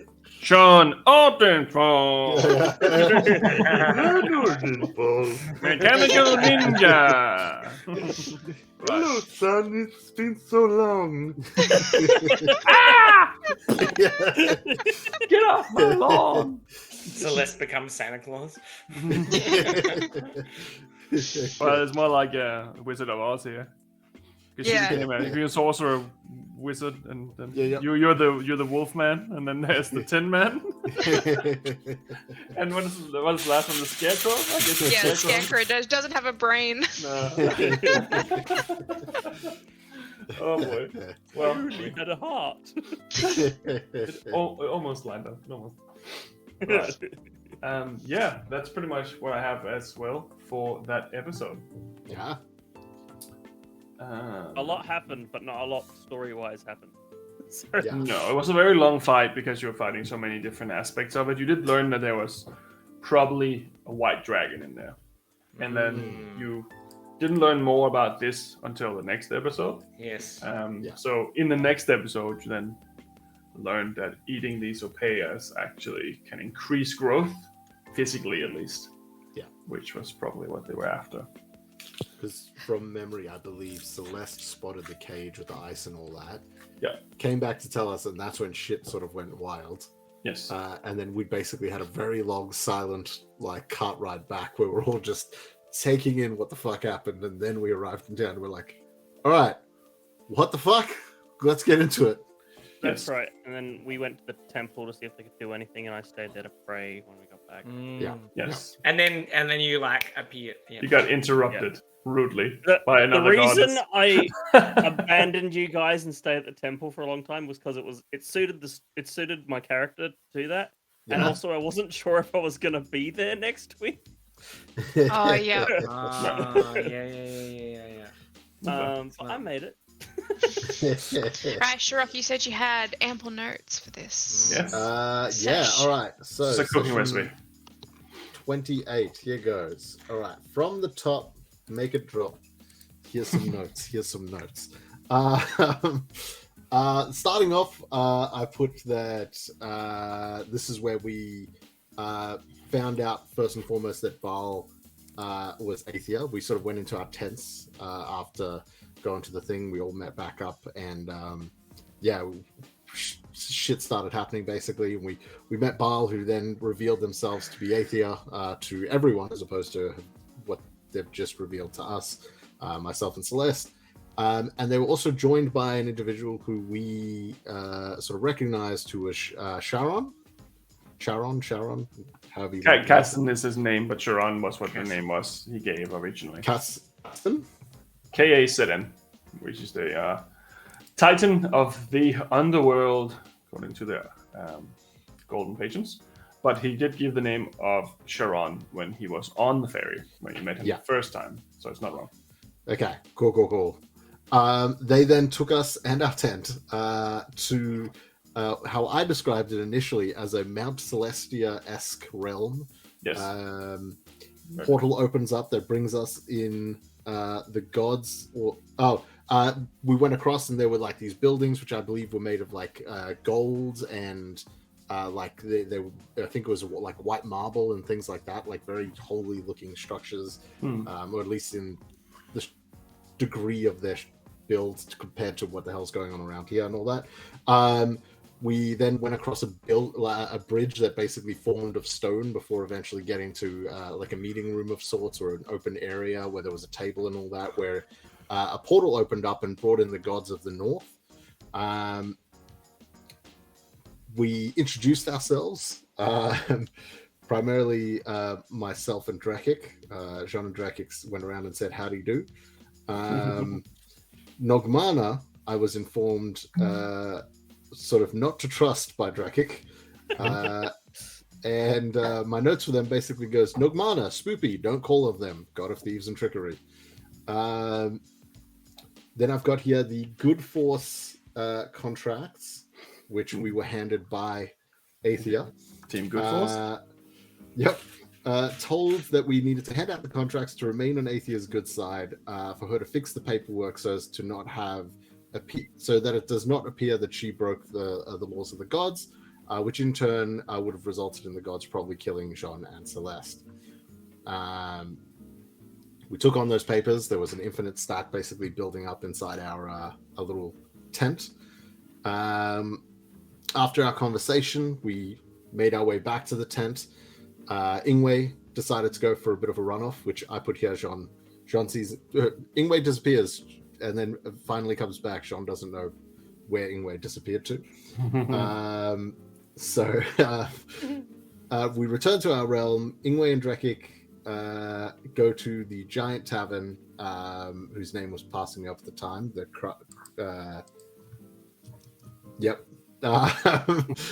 hand out pamphlets. Yes, that's it, Kragas, thank you. To hand out pamphlets while Jean and Celeste aimed for an early night.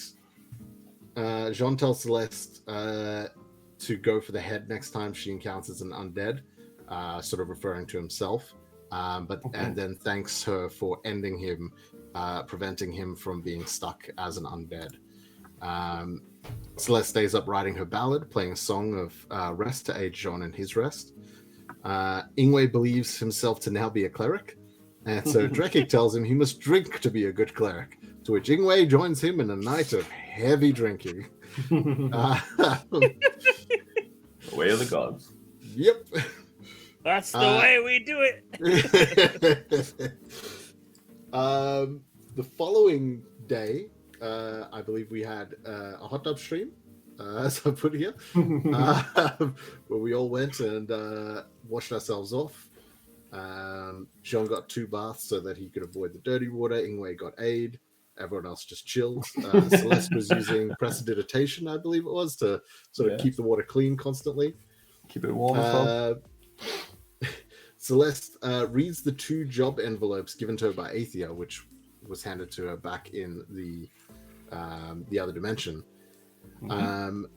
which I have here. It was listed as one for Blightwood, assistance in learning of what's happened to disappearing people and the likes, signed simply with the letter T. Writing looks as though it was written by a child. This is to be done in Blightwood, roughly 3 days ride from Kronos. And then the other letter had to do with a lady, Keisha Salvatore. Invitation to be protection for the Salvatore family in, and I missed the town name. Esperanza. No, Esperanza is the state. La Guera is the city. La Guera Esperanza. Noted. During the Winter's Locket Festival, Jean stepped outside and was trying to attach his shoulder pauldron after his thing, where he was helped by a lovely lady switching over the shoulder pauldron. They all then headed up to Beatrix to follow up on all the bullshit we went through, as I wrote here.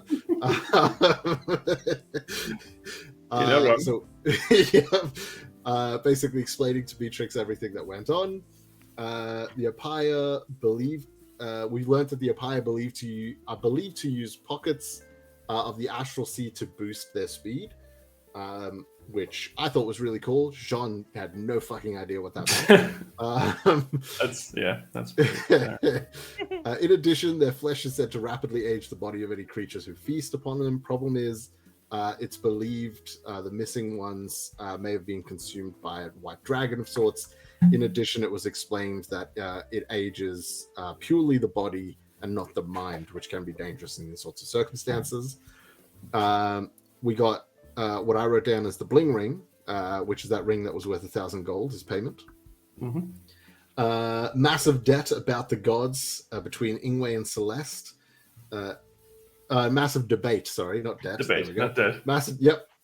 Massive debate about the gods between Ingwe and Celeste happened, whereas Jean and Drekik sort of just slowly split off to go finish their food and drinks from the day before. Talk about how the game first. It talked about, sorry? What are you? Have you talked?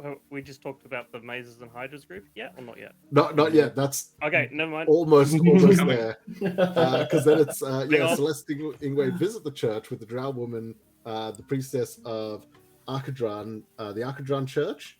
They learn about them gods, and the differences between them and the Titans and Lolth and such. That's how I wrote the note, so woo! Must be accurate. Then there was, where we went and we set up our little ambush of sorts. There was the individual that approached and the door was opened and the person said, "Welcome, Maze Master." And that's the first sign that John started distrusting what the fuck was going on in there. Everyone got on their toes. Ingwe was a spider on the roof. We overheard there was a ring of folks that could be seen through the window by Celeste. And there was an individual who they were referred to as Morlock, I believe it was, which I assume is a play on Warlock. No, it was his character's name. Oh, was his okay, there we go, fair enough. It was just the character's names. Yeah, they were like, what are you going to do first? Or what do you wish to do, Morlock? And they put, first we're going to kill the king, but first we have to, and that's when it sort of drifted off and lost the rest of it. Jean went into full-on satanic panic mode. And we... game within a game. Yeah. So crazy. Celeste basically tried to clear it up, having a better understanding what the hell was going on there. And Jean still panicked, and because Drekik did not have a sending stone, Jean passed on his panic to Drekik, which just fed a loop between them. The door was open. We learnt of a game called Mazes and Hydras that they were playing. The individual who was running it was the Maze Master. And an additional note, which I don't think was needed to be taken, but Bob was playing a wizard.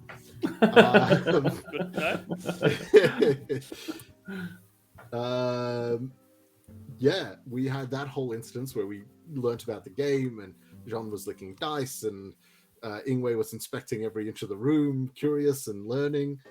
We all decided to fuck off home. Ingwe chilled out a bit, and Ingwe came a bit later.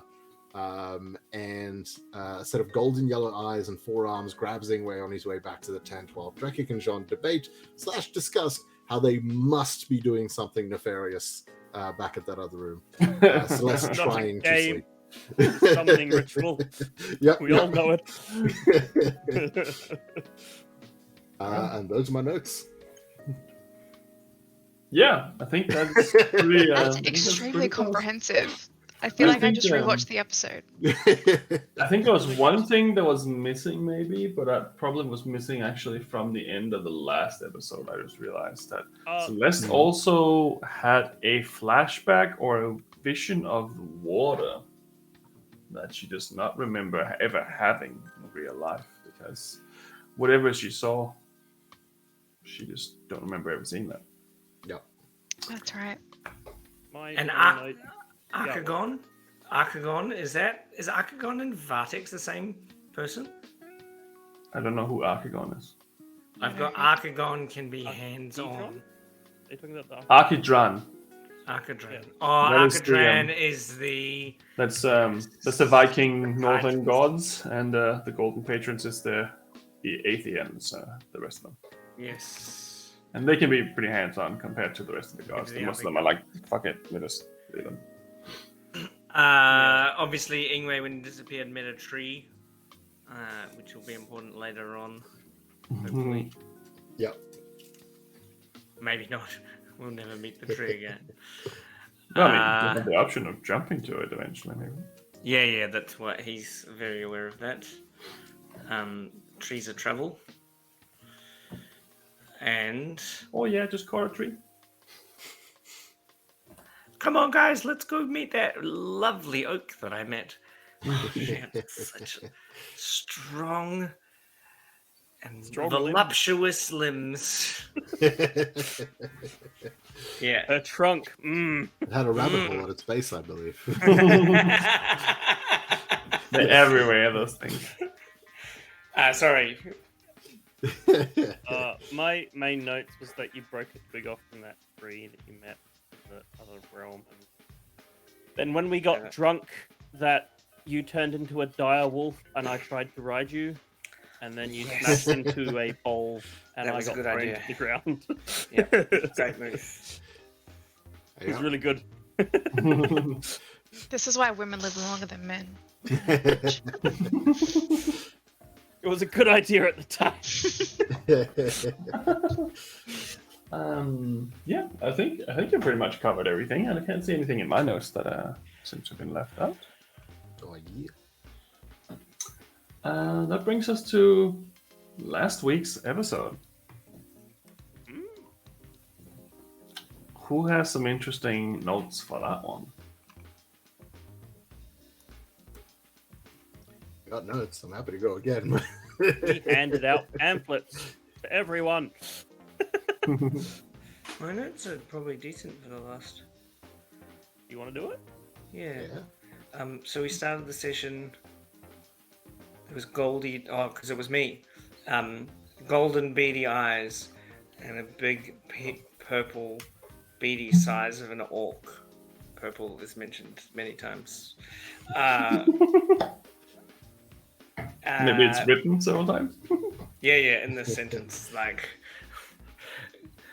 golden beady purple eyes, big purple beady size of a purple orc. Purple.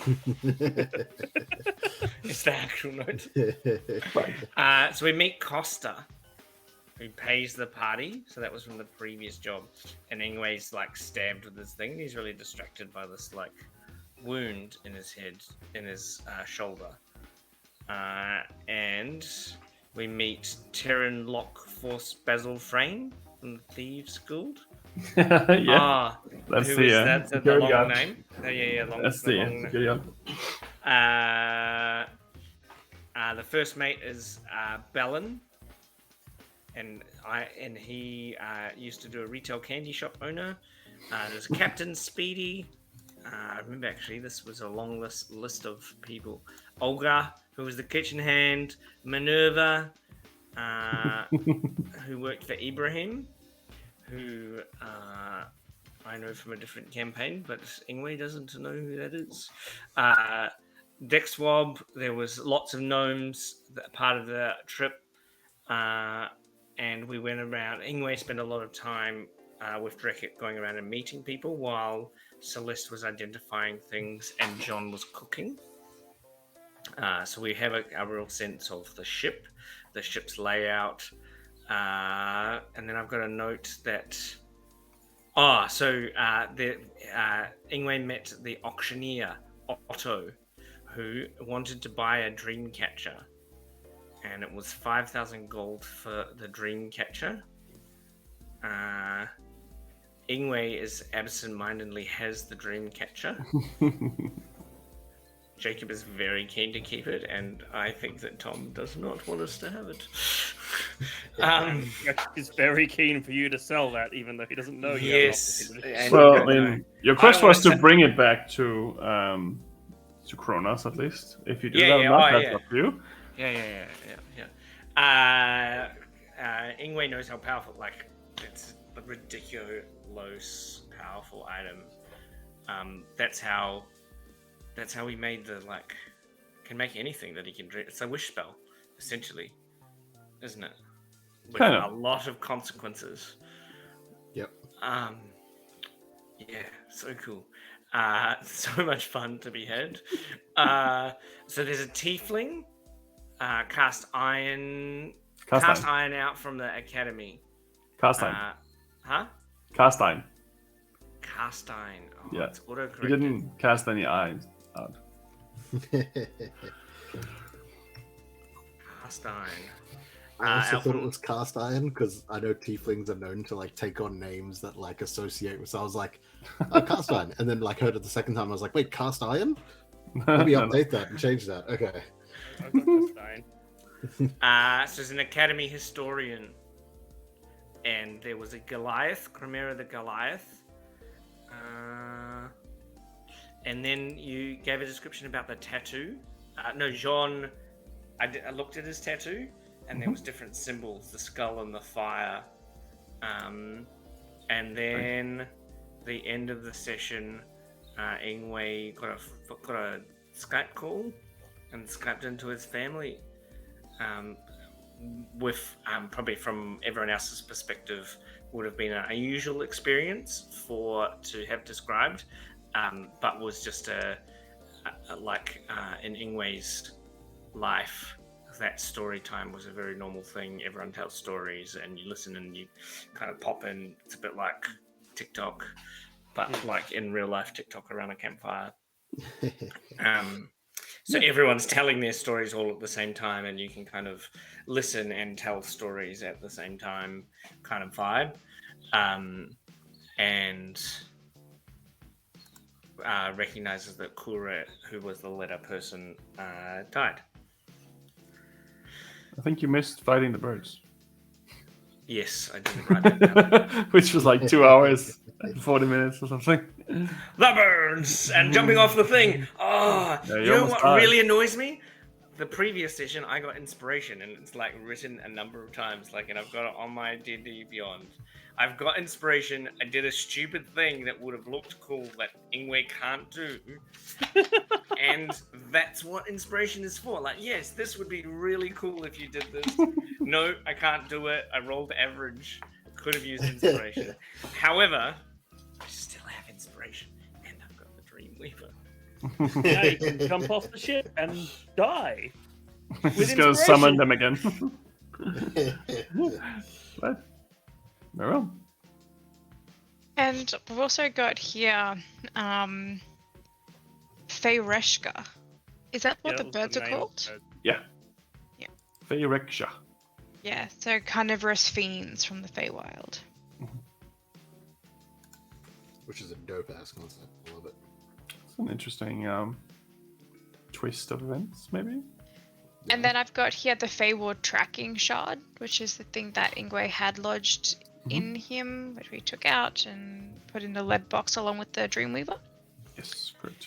And I've also got Then I put it in the bird and then flew the bird backwards and Well. forward, which Yes. is what we're going to attack. boomeranging around. And then I've also got here underlined the Dashing Lady. So that's the name of the ship. Oh, that we're on. Cool. She's a lady and she's dashing. Oh, whoa, she's a lady. Oh. Yeah, I got all the characters because there were 17 people on ship, including us. So I've got them all there. Actually, no, I mean, there was technically 18 because the bard you didn't really see, the deaf guy.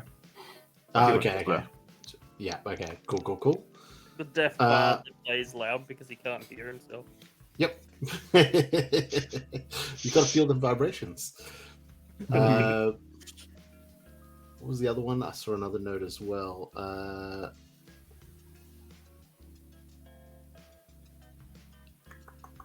We had the cannons at the back, Which you didn't use. which we didn't use. Yep. I tried to hint a few times that these things are coming after you. What are you doing? But everyone was like, oh yeah, I'm just going to do this. I'm like, okay. Yep. We were getting the people under the inside out of danger, which was a good decision. No, because Ingwe learned how to use the cannons, right? I spent time to do it. You read the I wanted manual. to talk, but I Forgot wanted to to. talk to the That's all right. We're on the ship for a couple of days. Plenty of time. Yeah. John was dealing with Olga at the time. That's very true. It's also hard to determine. There are birds and we're flying in the sky. Yes. It's like if you're sailing on the ocean. It's and you see a whale. It's cool. I don't know that it's coming to. They might be native to here. But they also poofed out of existence and teleported closer and closer. So did our peers? Yeah. That's pretty normal for Celeste. So yeah, cool. Yeah. And John was downstairs. That's why it happened. Because all the people that like magic bad. Yeah, What's exactly. going to happen? And all the people that like magic animals, good. Yeah. Yeah. Yeah, you ended up having a fight, and then middle way through the fight, the Goliath changed into something else Yep. and tried to help you out a little bit. Tried to tell us he was a druid. Yes, it was just magic. He was just a druid. Yep, just a regular Just old regular run of the mill. druid. Mm-hmm. You know. Anyway, I have a lot to catch up on. Yeah. And I think that's pretty much where we ended the episode, with you all having a bit of a moment with just dreaming, I think. I think Sean could feel his wife laying next to him in the bed.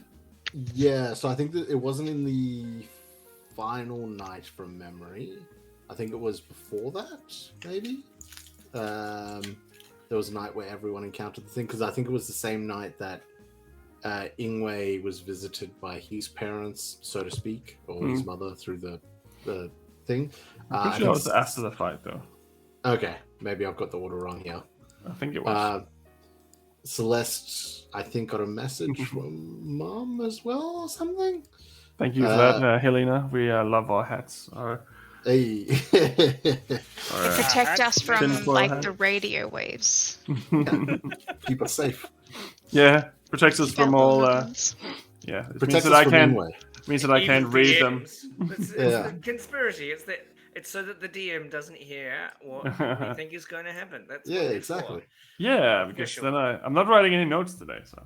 Neither am It I. stops which is Ingwe from great. reading our thoughts. Fair. Yeah. Fair. Yep. But yeah, you all had a dream that night, or something happened at least. Yep. I was going to say, Sarithia also, visited John in the night and tells him that his sister is giving birth. Yes. And in Someone addition, send a message. yep. And there was just a lot of screaming. Yep.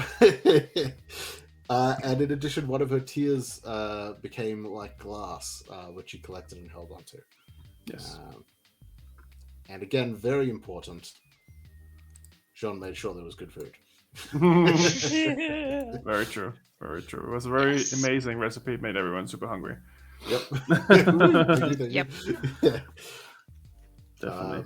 Yeah, and I've also got our initiative roll still from last time, so when we jump back in, I Sure. know who's next. That's cool. Also, one thing we Very well. completely forgot to mention is initiative rolls for the who rolls for the day on the Oh, ship. Then. right. I was like, we're in combat again? Yeah, No. yeah. One thing we Also- did forget to mention is that Ran is a child. Yes, that's right. He's a Yep. baby. Ron's a little Your baby. god is a toddler.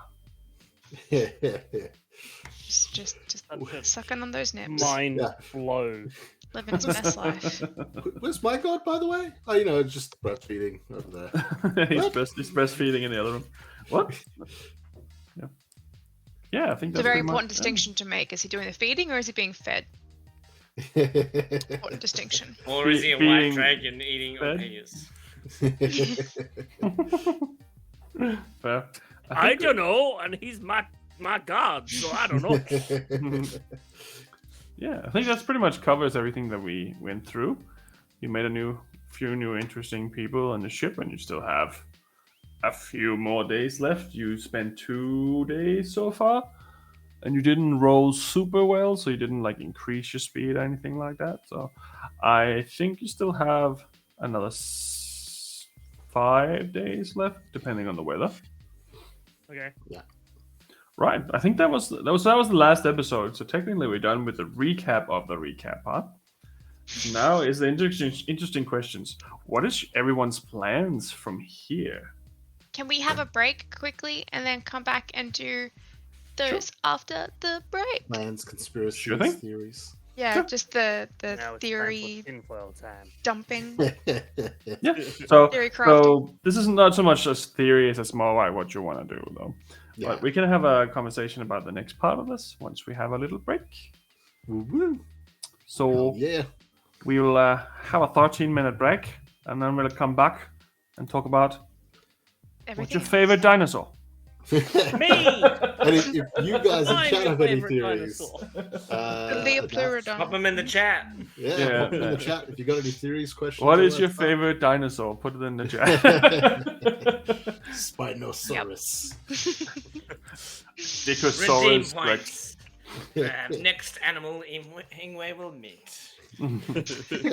Oh, that was my other note, actually. That was the first time Ingwe went full polar bear as well. The Oh yeah, previous session. Yeah, right at the beginning. Velocipastor. Flying polar bear. But all right, let's have a short break, and then once we had a break, we can continue talking about what the fuck's going on. Woo! Cool, cool. Bye. Bye.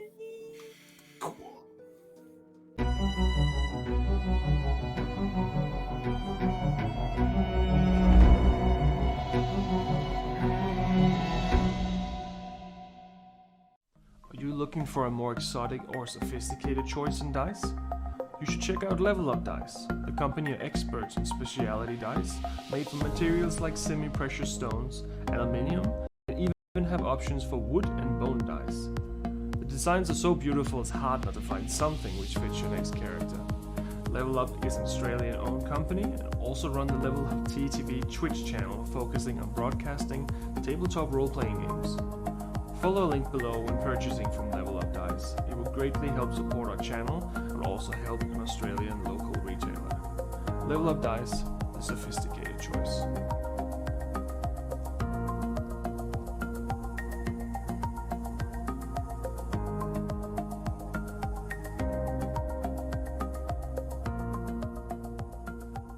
Monsters and Mayhem is sponsored by Miniporium.net, a huge selection of highly detailed miniatures for any tabletop role-playing game. Check out the beautiful miniatures, and if you use the code MAYHEM, all capital letters, at checkout, then you receive a 30% discount.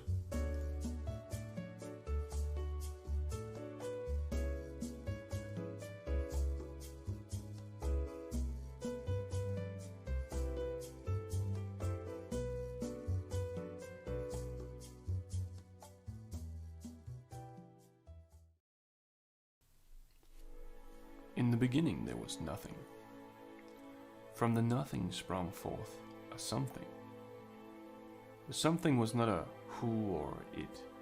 The something simply was. The something began roaming the nothingness and found itself alone.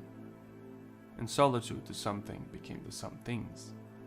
Multiple somethings sprung forth of the something, each with its own voice and presence. The somethings, as great as divine as they were, all needed something to measure their own greatness by.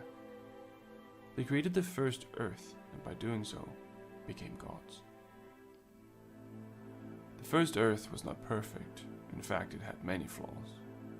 Because it was made as a circle, most things placed upon it would fall off the sides into the nothingness. The gods grew furious about the earth, and they cut it in half to make it flat. The excess was simply pushed aside and forgotten, at least for a while. The second earth was perfect, flat and vast. Each god began to populate it with creations and land masses of their dreams. Each god creating beings of their very own. Soon the world was full of inhabitants, and they all began to watch over their creations with anticipation. However, many creations did not turn out the way the gods had hoped for, and a lot of animosity was born over the first few years. The creations would go to war with each other and even themselves. Some of these wars even spilled into the realm of the gods, where the gods themselves would command their creations to destroy another god's creation. The gods were eager to prove themselves better than another, and a long bloody war was fought throughout the first era of the first 3,000 years. A massive war for survival was fueled by the gods themselves as the world began to burn. They started to see their own mistakes. The gods made many sacrifices and separated some races from others by magic or by using the elements of nature. They tried to stop their creation, and slowly a peace of sorts came to be. And such a second era came to be with peace and kindness as its goal. Not every god nor every creature followed the peaceful ways, and some even broke away from their gods after such events. But for now the god wars were over, having successfully separated their creation to an extent, minimizing the overall doomsday and averting full chaos. For almost another 3,000 years the races had been completely separated. The gods had made a plan. The God Gate, located now in the Kingdom of Quill and where the borders of Okoralan is, had been inscribed with one of the family's life forces, the Karameshi. Once a descendant of that family were to attempt to open the God Gate, all races would once again have free reign. At the end of the 3,000 years, an unknown member of the Karameshi touched the God Gate, unlocking the prophecy. The mountain chains and oceans dividing the rages all came down all over the realm.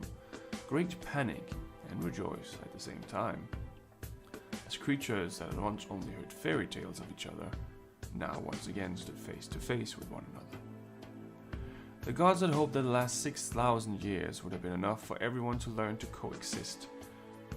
But from the start, the tension already started building again. Wherever fragile peace was on the table seemed to crumble and regather from time to time. But the time of the wars was surely not over. There was now other entities who spread darkness across the world. Maybe the world had learned its lesson, or maybe it was doomed to repeat it. Welcome to the world of Epidos, where adventures are born, heroes are forged, and villains are always up to mischief. The Kingdom of Quill lies in the middle of it all, the heart of human civilization, at least if you ask them. To the north lies the cold Shadanon, where Northling constantly test the borders to the kingdom with raids and invasions. To the south lies the desert lands of Zahani, ruled by self-proclaimed princes and empresses. The tension is at an all-high after a failed invasion into the kingdom years ago still sends trouble both ways.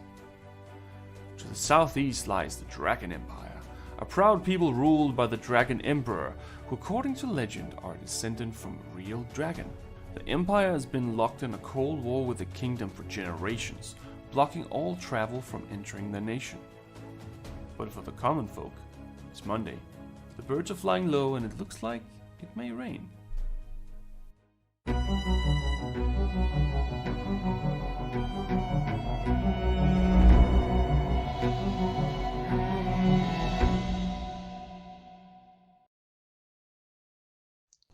Jean Ordenfall spent his childhood on his family's farm, just south of the Duvet Forest.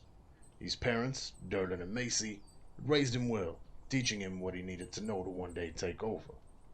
Financially, they did quite well for themselves, carting their crops to nearby towns and cities for sale, although the frigid weather that often surrounded their home did not make it an easy life. As is the case with most youngins living the farm life, John eventually sought to see what else the world had to offer, and so he left in search of what opportunities the neighboring city had for him. It wasn't long before he realized the city life was not his to live. The boy who left, though, had become a man, and the man had met a woman, a blacksmith's daughter by the name of Cerithia. They fell for each other quick, and before they knew it, their love blossomed into a marriage and a son. The son they named Durlin, after Jean's father. Jean eventually returned home to his parents' farm with his family, where they made a life for themselves, a new life for his wife and son, but one all too familiar to Jean. They were happy. That is, until the day vile creatures from beyond the veil made their way into their home. After being driven from his homeland by the insatiable undead that now plague it, Jean seeks out those brave enough to aid him in cleansing his land of the foul fate that befell him and his family, and exacting the vengeance he so eagerly thirsts for. As a child, Celeste Highcrest would never have dreamed of leaving the sheltered life of luxury she had become accustomed to. Born to two noble parents in a land far beyond the Vale, Celeste's childhood had been fraught with expectation. Her father, High Archivist Saran Highcrest, had set high standards for his two children, and the elder of those two elves, Celeste's sister Cressida, had surpassed all of them. Cressida had found her talents at an early age, her nose buried in books, and magic coming to her as easy as breathing. Celeste, however, had struggled in the shadow of her sister's success for as long as she could remember, never quite meeting the expectations of her father, and always the object of his disappointed glances. When the two elves came of age, they sat the entrance exam to join their father at the sanctum, to become mentored under his tutelage and scribe ancient texts in the archives. Cressida, to no one's surprise, had passed the exam with overwhelming success.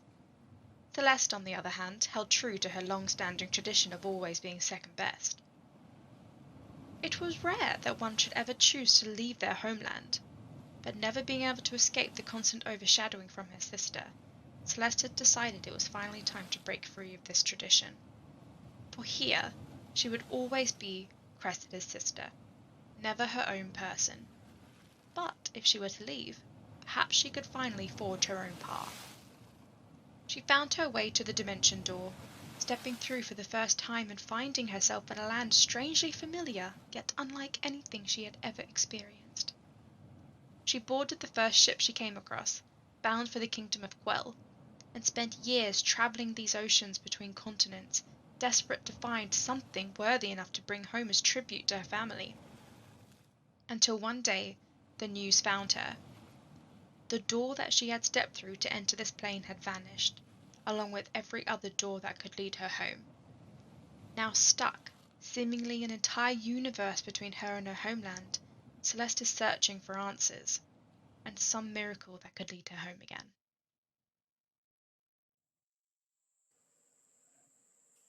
A young half-elf, Tam Corthan grew up working the land with his father and learning herblore and healing from his elven mother. After a horrible childhood accident, he swore he would avoid violence, unless he had no other choice. When the war came, like every Corthan for generations before him, Tam enlisted to fight for his king. During the bloody battle for King's Helm, Tam's selfless efforts to heal his friends caught the eye of the celestial Aethia, and she became his patron, giving him the gift of celestial healing. His courage in battle did not prevent him from drawing the ire of his superiors. His compassion was blind, and he would heal all in need, even the enemy. After the end of the war, Tam worked as a healer in the villages outside Crackvolm, hoping to save enough money to gain entry to the Healers Guild. After a series of unfortunate events, Tam finds himself in debt to a very wealthy and very criminal cartel boss. Pinned between his compassion and his new master, Tam tries to make the best of his situation, dreaming of a day where he can live his life in freedom.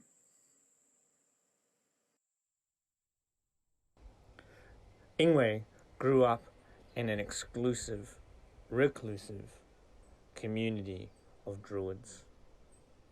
His elders, ancient and wise, one of the greatest, his mother, was a great storyteller, and he grew up sharing their stories. While the community has very strict rules and customs and routines, each member is encouraged once in a lifetime to travel out into the world and experience the trials and tribulations, bring back their challenges to share and to tell the story of the world.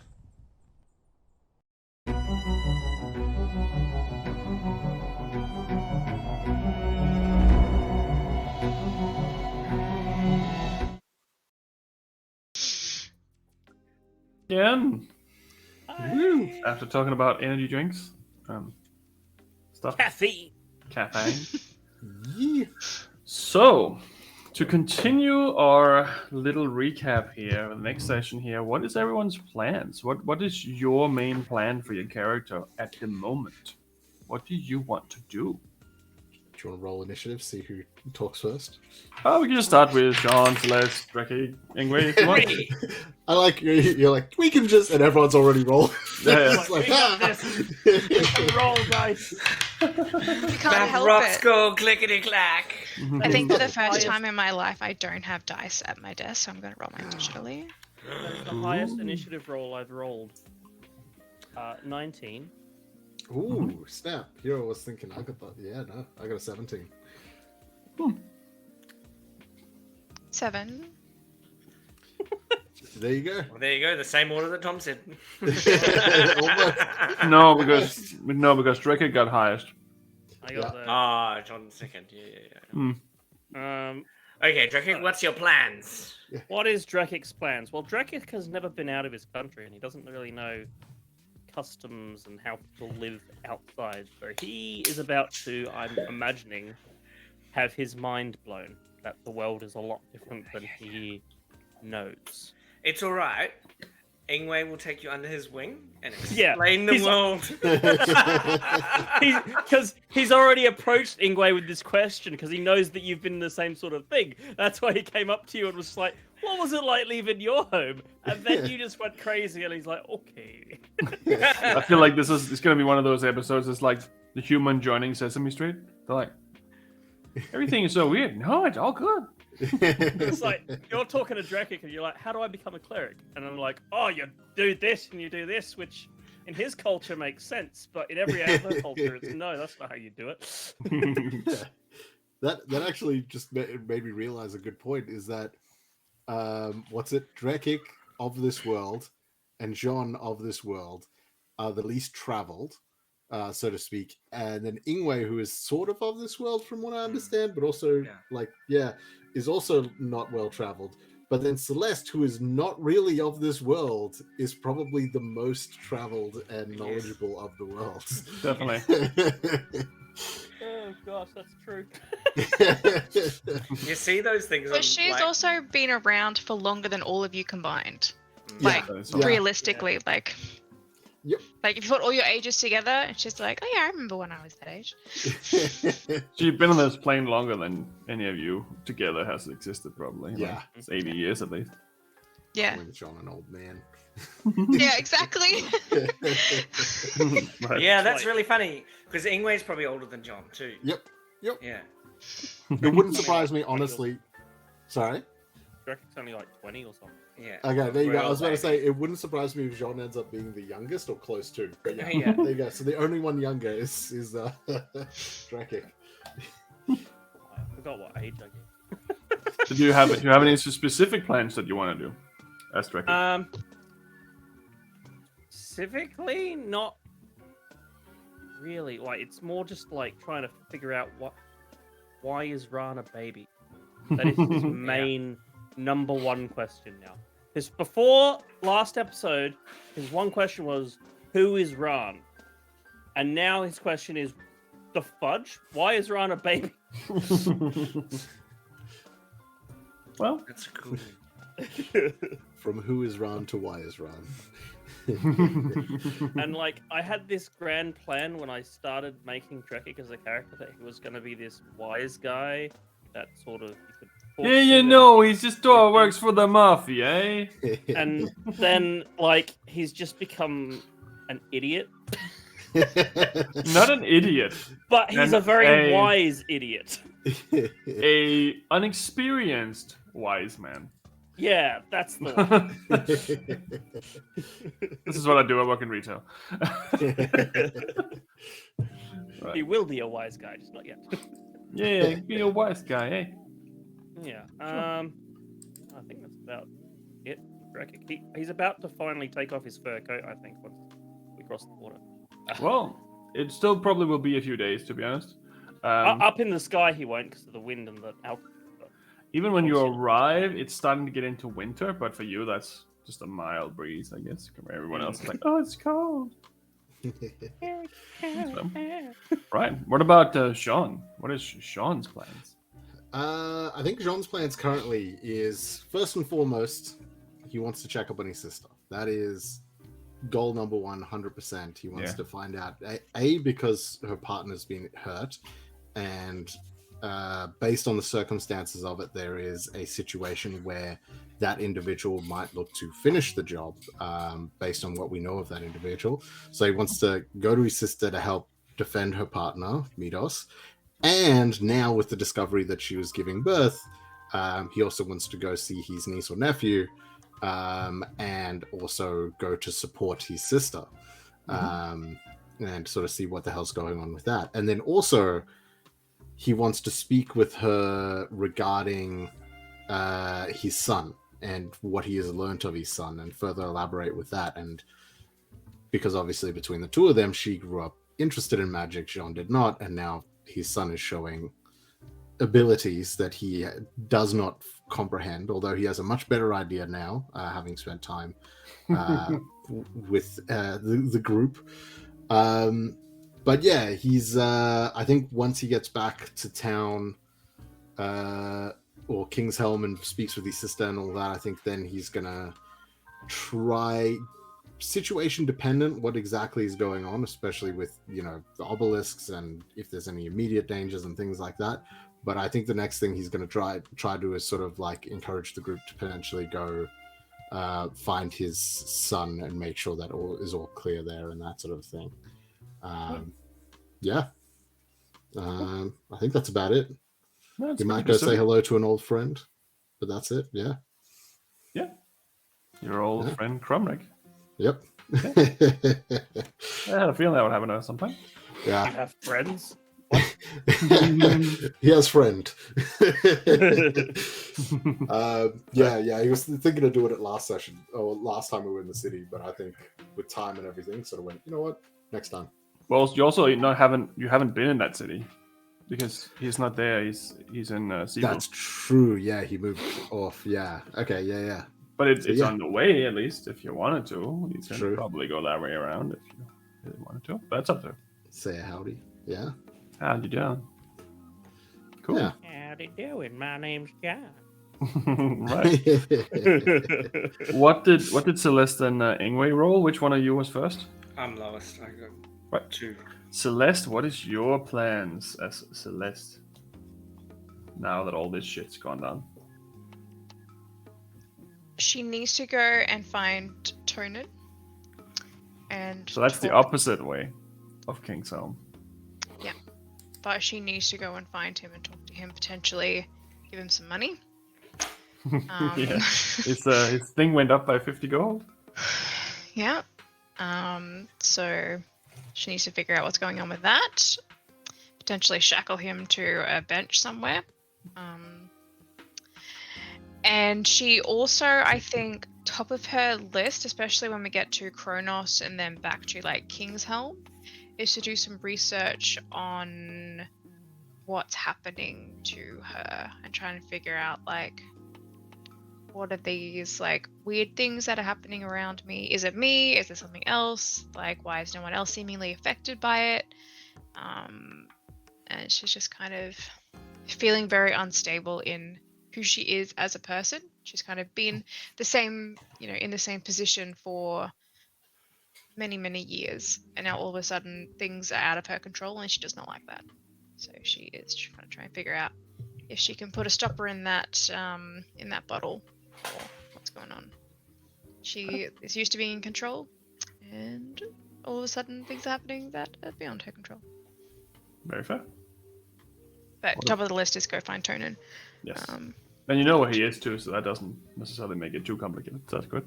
It kind of, because she needs to like tell people about things. Well, I mean, let me just double check here on the map, but I'm pretty sure that you have other things in that direction eventually, at least. Wow. Just can't leave him unattended for too long. Secrets. True. Apparently. So, yeah, there's a few things in that general direction, but it is the opposite way of King's Helm, so that is probably something that you may or may not have to have a conversation about. The Glass River is also that way. And all those areas where you pretty much met each other, Broken Bridge and all that, it's all that direction there too. So, yeah, that's a bit of that. And then if you were to go that way, you could go all the way to La Guerra, but that's at the very bottom, so that's very far away. But it's a possibility. It's a possibility. What about Ingwe?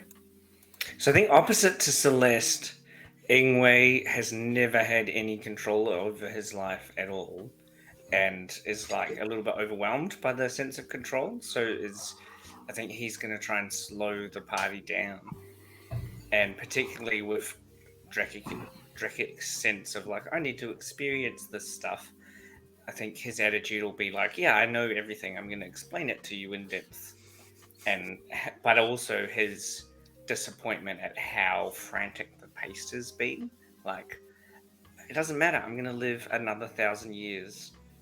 And we're just moving very fast. And already, I think the moon disappearing, the urgency, because Ingwe had a strong sense of like, I've got to, like, he went through this whole conflict of maybe I should go home and end my trip 10 days in because it's so important. And then Vartex went, and Ingwe went, well, actually, none of this. So, like, his sense of, like, going to visit the gods is like, oh, yeah, I'll be back here in a couple 100 years. Let me grab a twig when I figure that out. Yeah, so I think that's the switch, is that urgency from Celeste. It's going to switch completely where Ingwe, for the first 28 sessions, was like, let's do this. And Celeste was like, hold on a second, let's think about this a little bit. I think Ingwe's going to be like, okay, how about we just chill for a minute and we'll solve that problem? And if we don't solve that problem, who cares? But also the other thing from a DM perspective is very interested in gods and what it means to be a god. I think that, like, Ingwe could either, from a Marvel perspective, develop into... Who's that? Vision? Could be Vision, or could be Thanos. I could implant that dream thing into your head. Well, I mean, there is crystals in this world that ends up in people's foreheads from time to time, and they're not usually a good thing. But that sense of like, I want to be the omnipotent, or like, there's definitely been enough experiences that are like, no, all these people are bad. I'm just gonna be really powerful and they're all murderers. Celeste doing that thing where she's like, this is a big deal. I'm gonna stop this self-sacrifice is a real damage to the Ingwe-Celeste relationship, because Ingwe is constantly surrounded by them murdering people. Like, yeah. I'm gonna cut this chicken's head off. Like, yeah, true. Wait, that intelligent man said that he wanted to do a magic thing and sacrifice his life, and you wanted to stop it? Like, that's a real... a real cool. I think it's a real cool complexity to the I'm just an idiot, and I think that, Drakic. I think Drakic will get there pretty quickly, where you've got that depth of like, I'm just being silly. No, you're figuring things out, and then you'll work out where you're at, and it's completely different than I thought my character was going to be. That's usually always the case. It's very interesting, actually, that you always have an idea of how your Hollywood version of your character would be displayed, but then when it comes to it, you're like 5 sessions in and you're like counting geese in some kind of alley somewhere. Happens to everyone. Me too, as a game master, to be honest. Sometimes I have like, oh, this really cool moment, and it turns into this, oh yeah, I'm selling snowballs. But yeah, so I definitely am going to try and keep the Dreamweaver.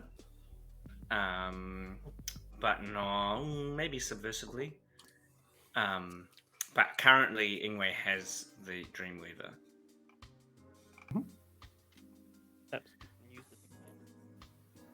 I'm probably not going to use it. Same with Vartex too. Like, just to add extra. Oh, should I tell them? Yeah. So because you said Norocto, you said that you set up because you were going to potentially miss the next session. I did the same thing with. That's why I stayed behind to play.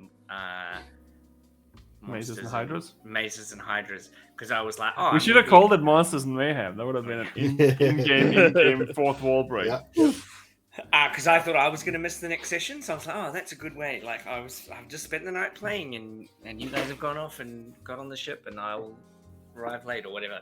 And then it didn't happen. Originally you would have been in a coma up until next time you arrived.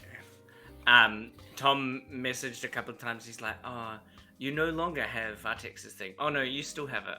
Oh, I'm not sure. We'll figure it out. There was a 50-50 chance that he was going to wake up without Vartex. There you go. Right. Which would have been a different situation altogether, but it didn't need to happen.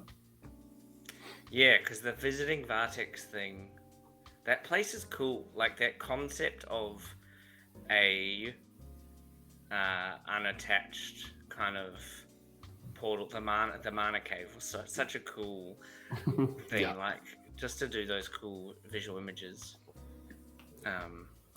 Yeah. And my favorite part about those things is whoever's creating it is also, in a way, also giving a bit of insight to their character. Yes. Majority of the time, Yeah. it's like, hey, this is what I'm comfortable in. And Yes. it's like, oh, okay, yeah, I think it's a cool little thing. Like, it's such a small thing. It doesn't matter in the grand scheme of things. It doesn't give you any advantage. But it's such a... Same with a tent. It's just a cool thing. Yeah. That's just cool and easy and amazing to, like, think of using. But it doesn't do shit, like, really. Like, okay, you have pockets in your tent, but it doesn't really do anything other than look really cool. yeah. Yeah, so using the Dreamweaver that's a game breaking feature. So as a character, I'm really keen to have it. But as a player, I'm also you can stop us from you can just make mana. Well, there's rules to it, obviously, to how to use it. So you can't take something out that already exists in that sense. You can't just go in and say, oh, I want to take another Ingwe out of the dream thing, because it wouldn't be Ingwe. It would be someone who might look like Ingwe, but it's not Ingwe. Yeah, but I could also be keen to like accidentally use it and stuff as well. Like I think there's a I think It can be addictive. Power can be addictive. Yeah.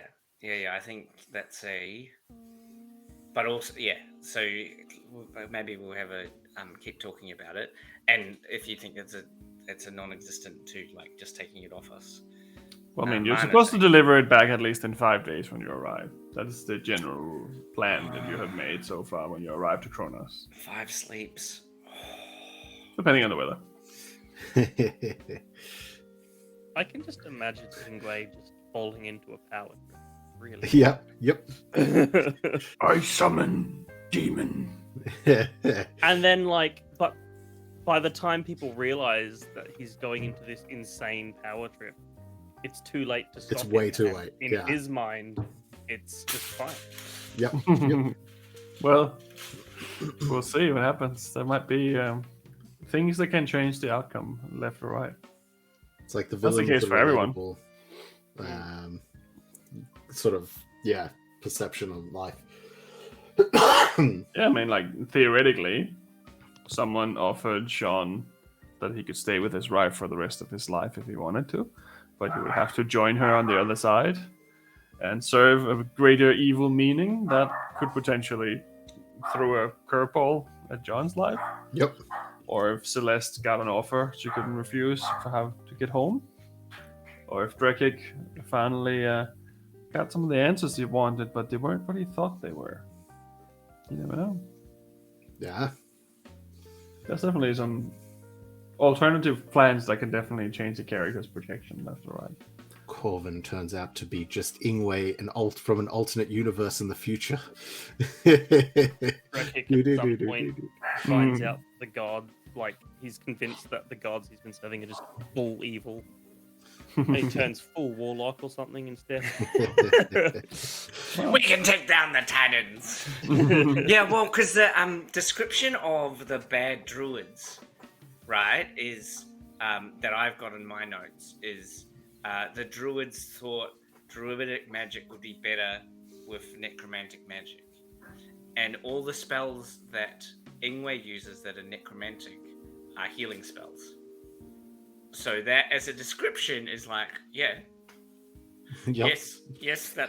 yes, keeping people alive is a good. What are you up to? Like, You've seen part of them in use as well. You've seen all those those black branches coming out of dead bodies and stuff like that. Yeah, the That was zombies, definitely- other necromantic. I'm way on board Yeah. with it being a bad, evil spell, but just like in a very the way that Nrokta was describing his character, like in a very, if you've just got a very narrow perspective, and you're like, oh, we can improve this by adding positive element of a negative thing, even the technology. Like if John gets his arm, that would be probably worse morally. Like you're putting metal in your body than using. Wouldn't necessarily go magic. into the body. Yeah, but it's still metal. Like it's still not. Ingwe's really uncomfortable with iron and metal and all. Like he carried a sword for a little while, which druids are not supposed to be. Like there's just a weird sense of morality, like the whole time. Yeah. We'll see.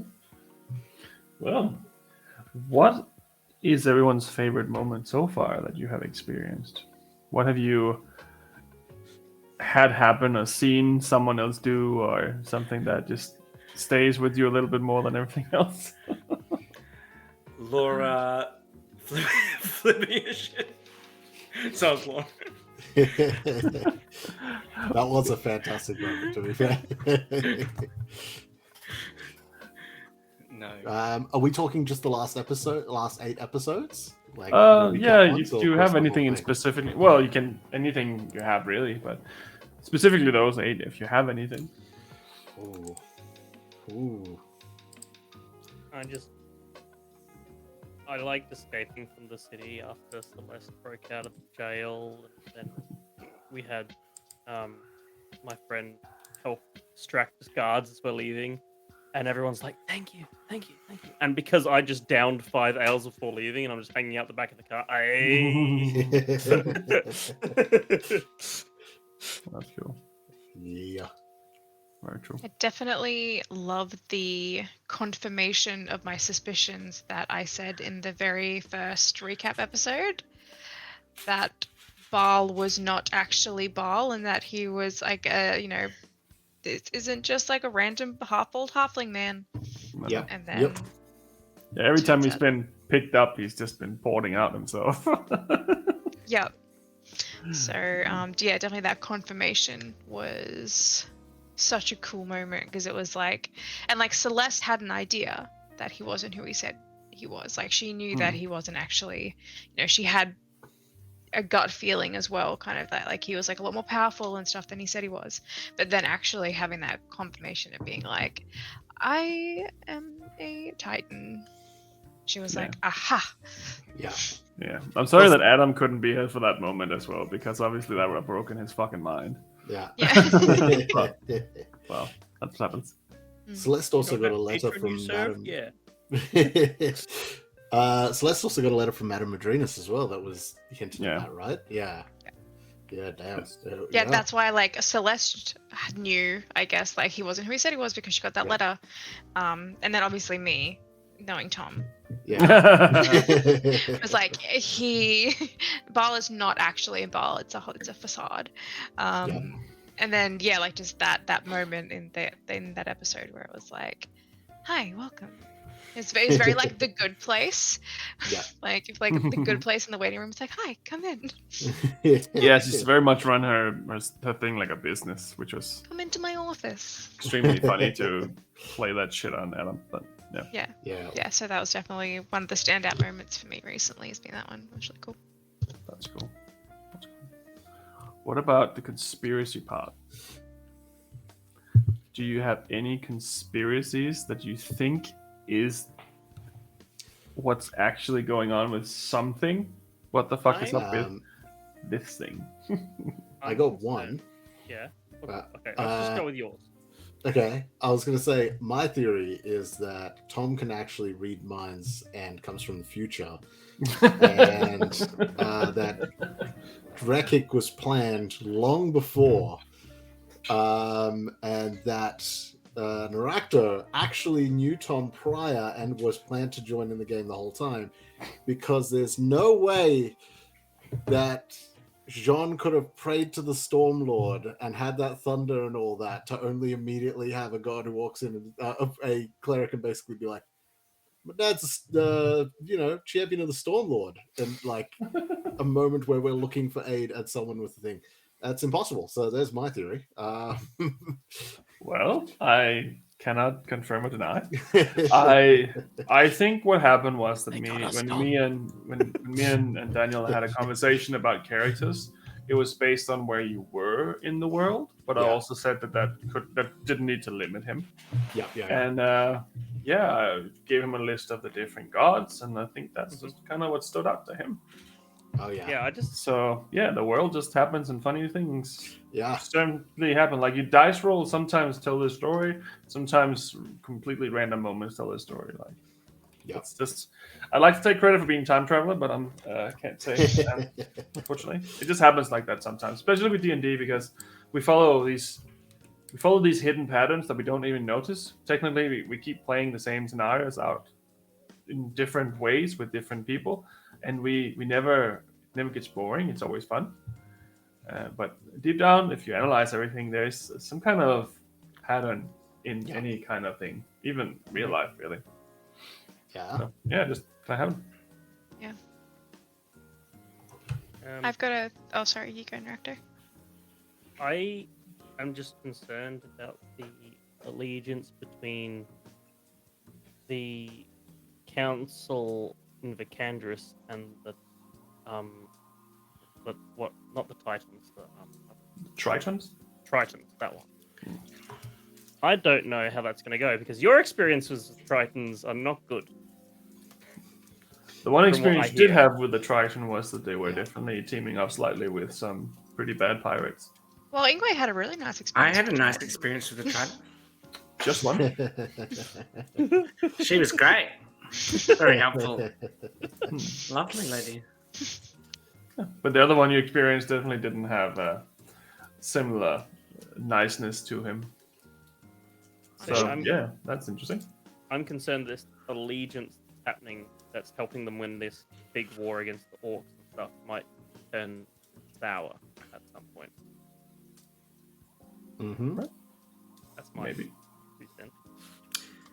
Yeah, and the extra lords, like there's obviously a bit of a like we haven't yet got into any kind of Game of Thronesy elements. Like we haven't done the Tridents allied with the but Tridents actually hate the lords, maybe the lord that we met across the river that I detected his thoughts. Like potentially there, yeah, I reckon there's a real political we haven't done any political intrigue yet. Yep.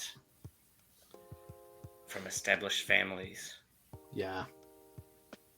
Be keen to do that because we did talk about like pretending that people that we knew were dead were alive, and Celeste playing like pretending to be them. Well, with you mentioning that, that's actually one of the things that I am most keen to see the outcome of, in the sense of like it's constantly on the background of Jean's mind. Like every time something comes up even slightly political, he tries to take note of it. And that's regarding the whole Valentina's battle plans that she had laid out. That's something that every time anything political comes up, Jean's just like, fuck, would this play into this? How is this?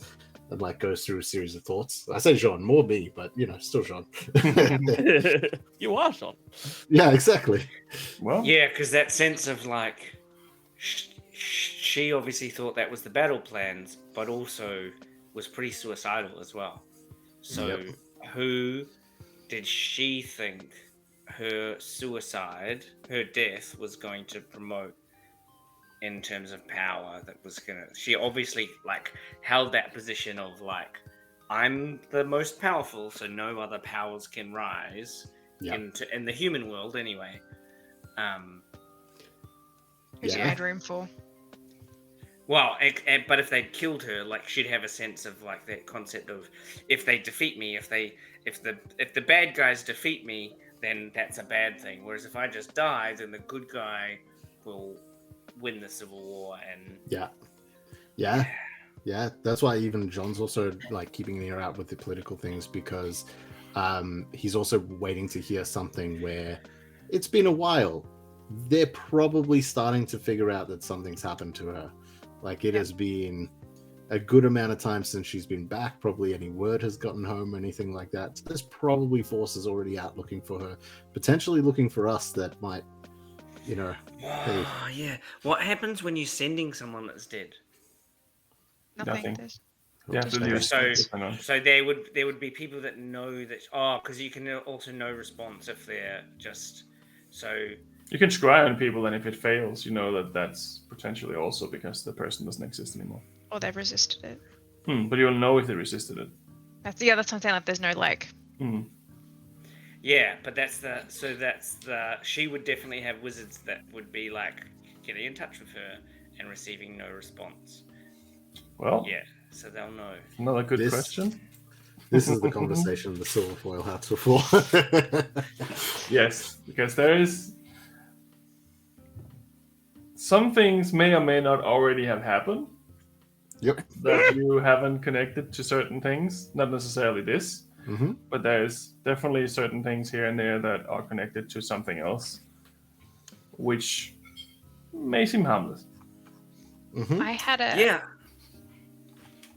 Sorry, you go. Well, I just also just reflect like Ingwe as the character is not interested in like. There's been a couple of hooks where you're like, oh, your close mates died, and Ingwe's like, oh, that's sad. But I'm over here doing important shit. Just recognizing actually that like clearly that's the other conspiracy that hasn't. Oh, he's missing, and then he's just gone in the dream. Oh, he's dead, and as a player, I'm like, oh, that's really important, and as a character, I'm like, oh, that's sad. But I also know how you play Jacob. Yeah. So I have taken that into account, maybe. Yeah. Well, I had a theory actually about Ingwe potentially. Like He is very, the very well close. Like it's a very tinfoil hat theory, so bear with me on this one. But that evil druidic furbolg, I think, is related to Ingwe somehow in terms of the relationship that his mother had with the Pixie King. And that somewhere when she was away, something happened, and she like maybe it's Ingwe's brother, where like she had this relationship with like the Pixie King or like someone in that vein, and then she like couldn't take him home with her, and so she had to like leave him out. Now he's like really angry at like this thing because like he was abandoned. Now he's turned to like evil druid powers to like fuck them all up, and that's why. And like that his mom is like trying to give him a message about it through that bit of metal that she had.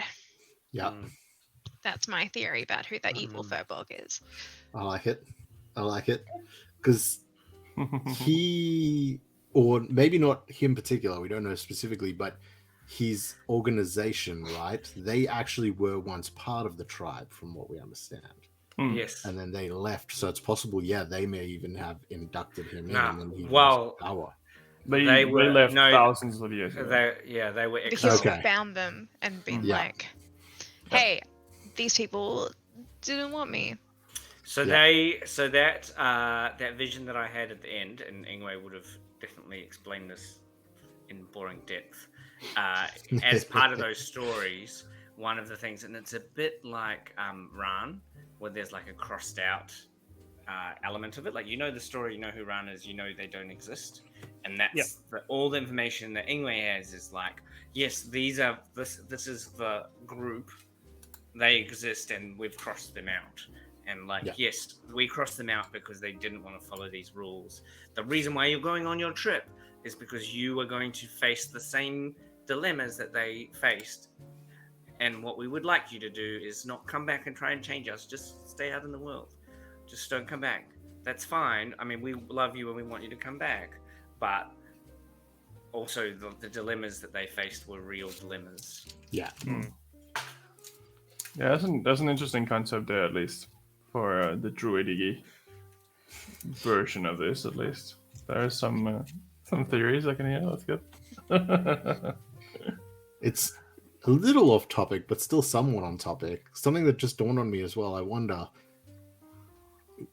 which I guess I wouldn't really be able to know the answer to because it would be something John would probably have to ask in thing. But I'm curious if anyone in Ingwe's tribe deals with metal at all, or if it is a completely like, no, that's null and void, like, or if it's just particular people within it, because like it'd be ore like would be a part of thing, but I guess it would be ore, like ORE, or would be like a part of nature, but at the same time it's not natural to craft it into weapons and that. So I think in a general perspective, I don't think that place has any iron in it. Not specifically. The fact that you were giving a plaque that are made of metal is odd. Okay. But she did say that she found it out on her travels. Yeah, so that sense of like it being uncomfortable. Yeah. Like, why would you use metal when you're surrounded by powerful magic? So even the like, that's my sense of Ingwe as a magician is that he could do things at home that he can't do, and part of the reason why he can't do it is because all the metal and all the technology's around, and so that sense of like, yes, I know that I'll figure out eventually how to pass through trees because at home I used to be able to do that spell. Like, and I just couldn't do it past a certain area.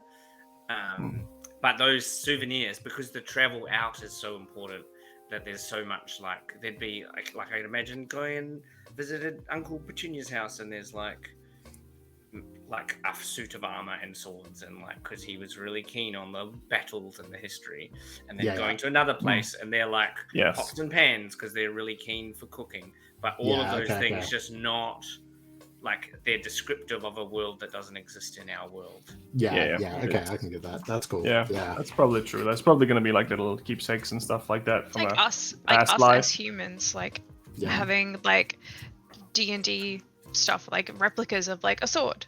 It's like, this is really cool to display in my house and reminds me of this thing I really like. But I don't actually use it on a day-to-day basis. Not everyone in this community actually comes from there because of the way that they bring their partners back. So there is also an aspect of that where it can just be like, oh, I'm just trying to remember my old life or something. Yeah. So that's that. But as a whole, the community doesn't use it in any sense of the word, really. Converted blacksmith. Yeah. Well, but forbidden too, like laws. I play as I try and my of him is he is a lawful good character at home, and the laws are really strict. So wouldn't touch metal because the law says don't touch metal. But it's gone out in the world where it's like, go and touch all the metal you want. So even that sense of like in that person's house that has the suit of armor, no one touches the suit of armor because it's against the law. Yeah. Like you'd have at the museum, you might have like a machine gun. You don't touch the machine gun. It's there. Yep. And the ones that do are the ones that get in trouble. We go to Ingwe's home and it has like the most advanced technology collection ever seen in the world. Laser guns. Yeah. No one touches it. I don't know. It's just a big dinner plate. That looks like it does more than that. Just with an alien like fossilized inside. It's just like a drone with a missile. Well, that was great Uncle Sarah or whatever. Yeah, Xenomorph. A story about that. Uncle Sarah? I really like the concept of like Uncle Sarah. like the Donald Trump thing, which is like the Putin thing is like we control the information, we censor everything, and then the flip side of that in our culture is we're just going to put out so much bullshit all the time that actually the truth gets lost in just the stories of lies all the time. We don't lie. We tell lots of lies, but we don't have to like lock up.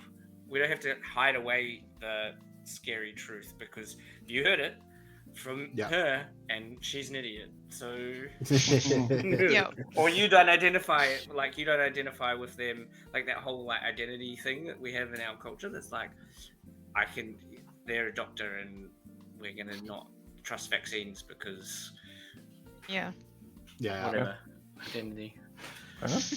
Any other weird theories that you have of something or someone that we haven't covered on so far? I got a new theory, but I don't want to say it because I might even bring it up next session. Ooh, now I'm interested. Fair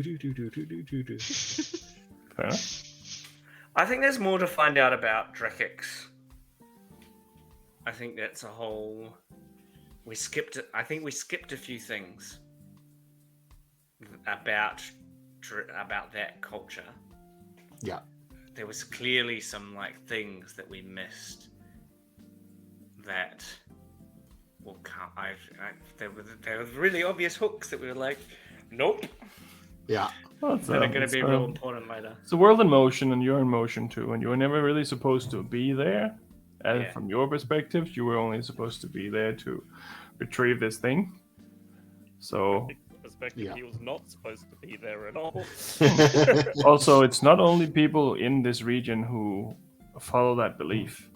Like that religion goes into the kingdom Yeah. as well. Yeah. Especially the region where Sean was from. Yeah. That area is heavily mixed with people who did come from Shadanan originally, who have that belief, like his wife did. Yeah. Stuff like that. So just because you left the area doesn't mean that you missed something. Yeah. Because I'd assume Drekik would have certain like cultural elements and sort of like ideas and that sort of stuff, which John would probably find similar to like his family on his wife's side and stories he would have heard and that sort of thing as well, right? Because the cultures would have had a lot of similarities. So being there would have almost been like, well, I've heard all the stories, now I'm experiencing it. Yeah, That like sort of an element. leaving sacrifices for the gods is a very like archetype thing to do. Yeah. Praying sometimes is also with a sacrifice of some sort. It doesn't have to be like, oh, I killed my neighbor, but it can be like berries or fruit or anything really. Like That was a and that's hard what I think. episode roleplay too. Because me as a person, I was like, no, stop it. I don't like this. But me as Drekik was like, yes, this is the way. Oh yeah, I was so torn as well because Jean also he cut that other guy down with the noose previously in the Yes. story. That's true. And You it was almost like a got in very trouble there. yeah, and it was a very similar sort of situation. But at the same time, yeah, I thought to that where I was like, John would kind of know about this cult. His wife probably told him about these sorts of things, so he didn't want to interfere to the same degree, which is why he was sort of like following Celeste, but didn't quite want to take the lead in any way or anything. He's just sort of like, what do I do? What do I do in this situation? Yeah. The fact that it was an elder too, like that it was a really powerful dude. Yeah. As opposed to like some virgin or like it was like one of those. Yeah. He was marked by one of the gods. Yeah. Yeah. And that's literally Celeste's entire point of doing it. Yeah. Like, yeah, it's yeah. like, you know, like it doesn't matter if it's someone that you're forcing to kill or if it's someone who's elected to do it, the outcome is still the same. I can stand here and heal this person and you take it as a sign from the gods. Like that's her entire like point where now she's like, that's why she's having these conversations with like Drekik and Ingwe about like what are the gods and what defines the gods and why are they so important to you if everything just happens anyway. Yeah. She's like, what is the point of dedicating your life to things that you don't actually know 100%? One like she's very Well, like, but the opposite too, because it's not like if we were to do that in real life, there's an element of like none of us have met a god. Like we've literally, as characters, sat down with gods. They exist. There's no atheism in this group. It's like the difference between the clerics and the not clerics is like, yes, that person definitely exists. God, that god is real. Yep. well, because she comes from a place as well where it's like, you know, they have like gods. They're not actually gods, but it's the same concept. Like they like created like this world. No one worships them, but they can still like draw on that. Like they don't need to go and like say prayers and do these things and like give them gifts or whatever. It just happens and everything is all happening at once and it's this big whole thing. She's like, so why do people on this plane, everything's going to happen anyway? Like, you know, she's so confused about like religion. Like religion is the thing that she doesn't believe in, not the gods. Gods are fine. Yeah. But it's like religion. She's like, that's understand. Yeah, that's a really culturally interesting idea as well, because I'd imagine, I don't know, because also every DM runs it differently as well, but I imagine that a lot of that is also because in the Feywild, magic sort of runs wild. Like it's the weave isn't it's not the same so thing. restrained. It's not as difficult to access. So like for people in the material plane, they have to do these sorts of things to sort of gain access to the weave in that sense. Whereas like in the Feywild, it's like, oh, I'm just walking through and suddenly I'm blasted in the ass by something and boom, I can shoot things out my eyes and whatnot or something. Like, obviously exaggeration, but you get the point I'm getting at. Well, it's very true. Like from general D&D lore, what happened was originally that the gods didn't need anyone to believe in them. They were just all powerful and fucked everyone. And then they started having wars with each other and started fucking each other up and betraying each other and left and right. And they didn't care about the creation. And eventually, the Uber-God, who apparently exists, said, you know what, fuck you guys, you're assholes. And then he said, now you can only be as powerful as the people who believe in you. Yep. And they're like, oh no, what are we going to do? But that doesn't account for like, phase and stuff like that. So the Feywild's completely different. Yeah. Like the Nine Hills are technically completely different too.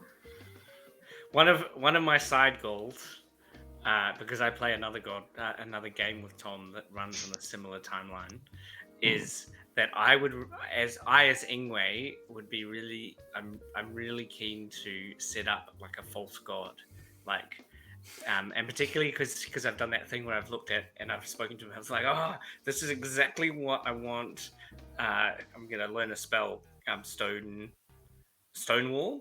Like, I'm gonna create this stone wall, and we might do it in a battle. Like, we'll get attacked randomly on the road, and I'm just gonna put it up, and then it's gonna be this like very intricate temple that we put up because some random snail creature attacked us. And I'm hoping that like in our other game we're gonna come along and there's gonna be like, oh, there's this temple with a tree in it and some random character that's like, this is the god of the whatever. Well, I mean, if false religion. If it can last for more than 8 years, that's the difference. There are some spells. There's like a fortress spell I know you can do where you can like cast it. If you cast it every day throughout a year, it becomes permanent. Well, let me put it this way. There's a very good chance that things that may or may not happen in this game is going to change the world. I know. In a way that you might not experience in the other game. Yeah. Oh, yeah. Because I wouldn't have anticipated that when I wrote the campaign. Like, there's someone that we can kill. Who can we kill that's chasing us in the Yes. No, well, like I said, that Adam already saved the Captain Redbone. Because the other thing that we're doing is handing out those pamphlets, right? So there's like a sense, and this feeds into the like, Ingwe could be the big bad, because the flip side of like randomly starting a religion that is meaningless is like starting a religion where Ingwe is the deity. Like, I've built, because the stone wall, it is permanent. You create a wall. If you concentrate on it for 10 minutes, it exists. But I mean, over time, it can take damage. If people are like, "Oh, this is weird," I'll take it in the middle of a road, people are like, It's in the middle of the city. Like just random, like ancient. And the other spell that I thought was awesome. Actually, I need to check this if it's a Sharok made up one. Is yeah, that's right. That was the thing. turning trees into like ents. I can't remember what the spell's called. That does sound a little strange. Ents. No, it's not called ents because copyright and stuff. Treants. Oh, yep. Yeah, because that would be the other cool spell that would have an unintended consequence if you created a being randomly, and then you're like, oh yeah, see you later, mate. No, like, yeah. I know there's like a awaken or something like that. Yes, yeah. And it's that I know can do stuff, but it'll make like an awakened shrub or something. I don't know if it can make full, unless maybe it can be cast at higher levels and that sort of stuff. But that can create like awoken shrubs and awoken trees and things like that. I think it's called. What is it called? Life something. Yeah, it takes 8 hours to cast, so we'd have to be sitting. False somewhere. Life or something. I don't remember. No, that's not false life. There's one called something with life where you animate an object. No. So it is. You awakens the spell that I'm talking about. You can awaken a shrub or a tree, and it's charmed by you for 30 days, and then it's not you anymore, unless your companions do anything harmful to it. Right? Like, I'm just so keen, and they might not even, because we might not get 8 hours. That's an animate objects. So if you It's want your like giving broomstick it, to be alive, Life. troll Disney. I'm gonna cast. It might be some minor thing that we need to do. That's like, oh yeah, I'll cast that tree because it'll keep Jimmy companionship for 30 days. And then there's this just like being that exists. And then it just kills Jimmy like the moment the 30 days ends. Yeah, like, after 30 days we come back to the Sitting next to each other, Jimmy. watching a sunset, and internally, unbeknownst to Jimmy, there's just a clock. And then as it hits Jimmy, midnight, the tree just jump into my hand. Yeah. The target gains, but this is it. Has to be huge. It's the opposite of what you said. It has to be huge. And it has to have an intelligence of less than 3. And then it gains an intelligence of 10. It's the Oh, craziest crazy spell. Yeah. For like... Yeah. Yeah, there are stats for the Awakened Tree and the Awakened Shrub in the monster manual and that, so you can go to them and see there. But yeah, the Awakened Tree is like a challenge rating 2, huge plant. It's got a decent amount of hit points, 20-foot movement, which surprises me, but yeah. It just rolls. Damn. The Look forward awakened to that creature one. chooses whether to remain friendly to you based on how you treated it when you were charmed. So if you That's like fair. boss it, yeah, so Get good. out of here, you're annoying me. Well, That's but also cool. abandoned, right? Like if Yeah. like Ingwe could very easily be like, I'm gonna awaken this. I mean, spend 8 hours awakening this tree and be like, hold this thing, right? Like hold this thing for me, and then the tree stands there for 30 days. Like, okay, he'll be back. He's definitely gonna be back. He's definitely. Yeah. And then like 6 years later, like you never came back. We just give it the why have you shard. forsaken me? Army of ants, Yep. trees. Fine. Well, does anyone ever has any other strange conspiracy theories you think is connected to something specific?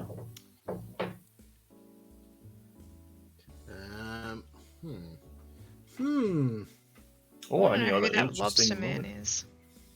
Lobster man. Lobster man? I don't know why you call him a lobster man. Just because he had 3 fingers. Oh, yeah, the purple guy. Scorpion? Oh no, it's lobster. Yeah. The very purple, the purple people eater. Yeah. The purple people eater. Purple person of I wonder purpleness. how. I wonder if we confused him with that bird flying back and forth. Yeah, I wonder how he feels about that. It's like, wow. They're that way. Okay, wait, hang on. No, they're moving again. That way. Actually, interesting that the bird came back too. Like, the bird arrived and said, kill me. Couldn't find your dad. That was the second bird you said kill me. The second time I sent kill. Yeah. Oh. The first bird was just find his dad, and his dad was nowhere to be found, so he went Yeah, back. found someone and then came back. And then the second time was... But the first time it said capture, like catch me and... That's me. Yeah. Yeah. So I'm guessing that Drekik's dad is no longer. I mean, we did send There. it to a room full of old guys, and then you said, "Cat." He also sent him to a city he doesn't normally go to. yeah. Because you'd need to Yeah, send yeah, him the back English. to where he's from. Oh, that the dad's isn't usually there. No, he Yeah, was yeah, just there 'cause for the that dad's usually- ceremony. Yeah, like because the idea. because that was the issue. Because we were like, oh, because you haven't actually been to Drekik's home, so you wouldn't be able to send the Couldn't- message there. No, Nah. can't send him. I did like the idea that you brought up, Narukta. It's like, oh, it's just a chamber of old people chasing a quail around. Just being like, Quail of the gods. We have failed Oh, the gods. Lord, We come back. ow. They've all killed themselves, like in the ritual. They're like, we failed them. We must move on to Valhalla. These all powerful beings can't catch a quail. Yeah. What have we done? Oh, let's see if it comes back. War in my youth. Very fair. Very fair. Yeah, Janino will be the big bad of it all. Oh, Janina. Yep. Poor Janina. Who's Janina? The gas will kill everyone. The horse. Yeah. Luna from the early on, Yep. Oh, yep. Luna. actual real powerful creature. Not anymore. She comes back as Pretty like an dead. undead, she like did, leech's that's right. mount. Yeah. No, It was Luna that died. It wasn't the Yeah. because You we found her. replaced Luna. You found a I body. tried to avoid Luna. Yeah. Who was the other one that we replaced? Renault. Renault. Or something like that. Yeah. Yeah, Renault. Well, Renault is still in Kingdom. Yes, Yeah, being he's- taken care of. Yeah. He's at your sister's Undead place. horses led by Luna. So then the other thing is there appears with the white dragon. Like there's like going to be an ancient white dragon that's not very intelligent Yeah, with and the mind of wise. a baby dragon. Which, by the way, Tom, I have an ancient white dragon miniature if you Mini? need it. Just saying. You know, I Miniature. won't I say think we're anything. stretching the Yeah, use it's- of the name there. Yeah. Coming around, it's Foot and a arrived in a half by trailer. a foot and a half or something. Right. Well, That's okay. chaotic. Well, he won't be needing that next session, surely. Actually, it was That's, overweight. I wasn't supposed to say anything. Oh no. Well, we'll see how big it is, and whenever I need it, if I do need it. I also have see an what adult we and roll. a young white dragon. I So, you know, Well, I the have only one I'm a, missing is a wormling, I think. I have a black dragon so far, an adult black dragon, Painted and I like have a Dracolich and a small Dracolich. And I I have got a little zombie two Dracolich. smaller dragons, and then I have a special dragon that I cannot talk about yet Oh, good. Nice, nice. for specific reasons. Hell yeah. Yeah. I think And I it would have be cool a to wooden face a dragon. lich one day. Play as a lich. Well, maybe one day we can do a baddie one shot where everyone tries to kill each other. I really, Go for it.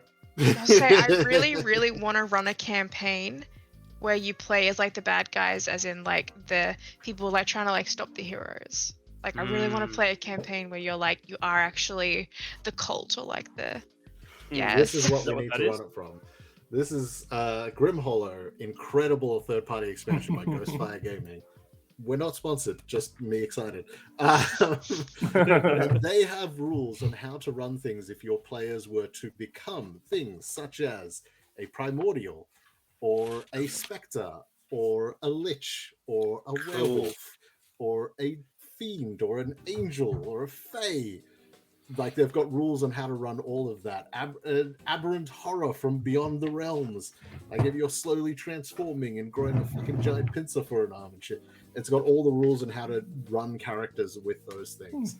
That's interesting. I think I need that book for my campaign. Yeah, it's I pretty cool. still want to have like a one shot or something like that where everyone tries to fight each other. Oh, like a battle royale. Yeah, kind of, but just you four against each other, and then maybe some enemies on the map as well. Survival of the fittest. PvP. Enemy. PE. Can Celeste be be cool. the scorekeeper, please? She's not. Well, something that's a bit more. I think it'd be cool. That's not explored a lot to do. Like, I think I've never played Vampire of the Masquerade, but I think it's more like the intrigue. Someone's the enemy, and you've got it. And the enemy isn't necessarily. I don't know how fun it'd be. Just like, particularly with Dungeons and Dragons. Like, if we were just going to fight each other in a mechanical thing, why wouldn't we play a game that's designed for mechanical fighting? Well, I Our mean, Halloween one shot, I will tell you right now, is very similar to what you're thinking of, Jacob. that's great. Oh yeah, there's one. I'd say that Vampire the Masquerade isn't actually very good for fighting players versus players. Yeah, but that's what I mean. Like, it's about like figuring out. I think I'd be really interested in a game that's like one of us isn't who they're. Stay tuned for the Halloween one shot coming on the 31st of October. Yeah, well, I'd say the Vampire the Masquerade is more like if you picture yourself being a very powerful creature. Like most of the enemies you're going to be facing are going to be humans, and you can literally just snap their necks. That's how powerful you are compared to them. It's more about political intrigues, and then sometimes there's some fighting against things, but it's mostly about political games and trying to avoid getting killed by vampire hunters and stuff like that. You can definitely fight in it. It's not like that, but it's definitely different. Where D&D is a combat-based game. Like 50% of the rule set is about how to kill things, where the other 50% is how do you make an ability check. Yep. So it's definitely an interesting game too. One day I want to definitely Oh yeah, and dive into that. And with what you were saying, Jacob, as well, I reckon that could, like, it can definitely be pulled off really well. I think in D&D, I ran an evil one shot once, which was basically I created a character for each class plus 2-3 extra rogues, and then I sort of went, cool, everyone choose your character, whatever you want to choose, and then they had predetermined secret goals based on who they were within the story. So whoever you grabbed, you'd have different things. So for example, by the end of it, we had an orc whose secret, which wasn't really a secret, they were the only one who was blunt about everything, was they would not betray, and they would be 100% loyal to their friend who was the bard, who was a rogue. That rogue was in it purely to pay off a debt because they stole from the thieves thing, and that's that. There was a monk who was basically a trained assassin for them, and his goal was to basically kill everyone once they retrieve the item and take it back home. And the last guy was a bard whose goal was to steal the item and sell it off elsewhere. So they had this massive adventure through like a wizard's tower, finally got to the end, and they were like, sweet, let's retrieve the item. And then they all just started fighting each other. It was the Spider-Man meme at the end where everyone... Yeah. That reminds me a little bit of when Arkan joined the Critical Role cast in season 1. Yeah. That moment was great, even though I haven't seen the entire season. I have definitely watched that moment, and I was like, nice move. Yep. Fucking nice move. Yeah. That's cool. Oh, cool. Well, I think we're probably at the end of our conspiracy theories then. So I think maybe, is there anything else that anyone wants to talk about? If not, I think that's probably the end of our recap episode, I think. I think we've pretty much covered just about each and everything. Yeah, I think so. And more. And more too. Yes. Yeah. And if you subscribe to our channel, you can get Sean's recipes. Oh, we should write those out and give them like on a Patreon or something. Yeah, right. Of something True. bad. Yeah. True. Get like an Figure out access how to like one of actually Sean's cook 'em. memories. Yeah. Sorry, recipes. One Cooking new Jean with or Monsters and recipe a Mayhem. month. Yeah. Monsters and Cookham. Do you want to cook a plate of pork that's big enough to feed you for 12 weeks? Here is a keg of beer. Completion. That's fair. Maybe we can do that when we get closer to New Year's Eve. Yeah. We can do the New Royal Year's Eve stream. Monsters and Mayhem cuisine. Yes. Leading into Christmas, the 12 days of recipes. Yes. That's true. I think Christmas is going to be fun this year as well. Now we have done what we did last year. As I think this time we can do something very funny too. Yeah. Oh, yeah. What we get at? What's it? Yeah. Cool. It's only May. It's only Yep. May, but it's Only Christmas in July, right? It's my birthday in July. No, Nightmares from Dino's from Chorok's one shot. That was such a Driving down good the movie. I hills. watched it and it was So great. good. So Think good. of So it. I love the I, graphics as well. Yeah. before I showed up, and I think I was just on time. But before that, I'd driven down the Toowoomba Range in the fog, and it was the second session, and I've just had the most vivid nightmare after like doing the second half of that one. I'm just living in there, just like fire out. This I'm is- sorry? Question mark? No, it's I so good. Well, it I think happens sometimes. Yeah, I think what I like most about your session is it finished, but all the questions weren't answered. Yes. Yeah, buddy. Yep. You Yeah, right. did this bit. Yep. And this was all. Yep. Yeah, that's what So my dreams cool. are about. Just, Yeah. Never have all the answers done. Never. And I learned how to use polymorph and how to. Oh, yeah. Yes. That's right. Yep. Wait, that's not an action. That's 10 minutes. Rounds That's later. not 10 rounds. Keep casting. Just keep casting. Just keep It's casting. 100. Would have been a cool moment if it worked, but it didn't. Yeah. Yep. That's fair. Okay. Right. Whoa.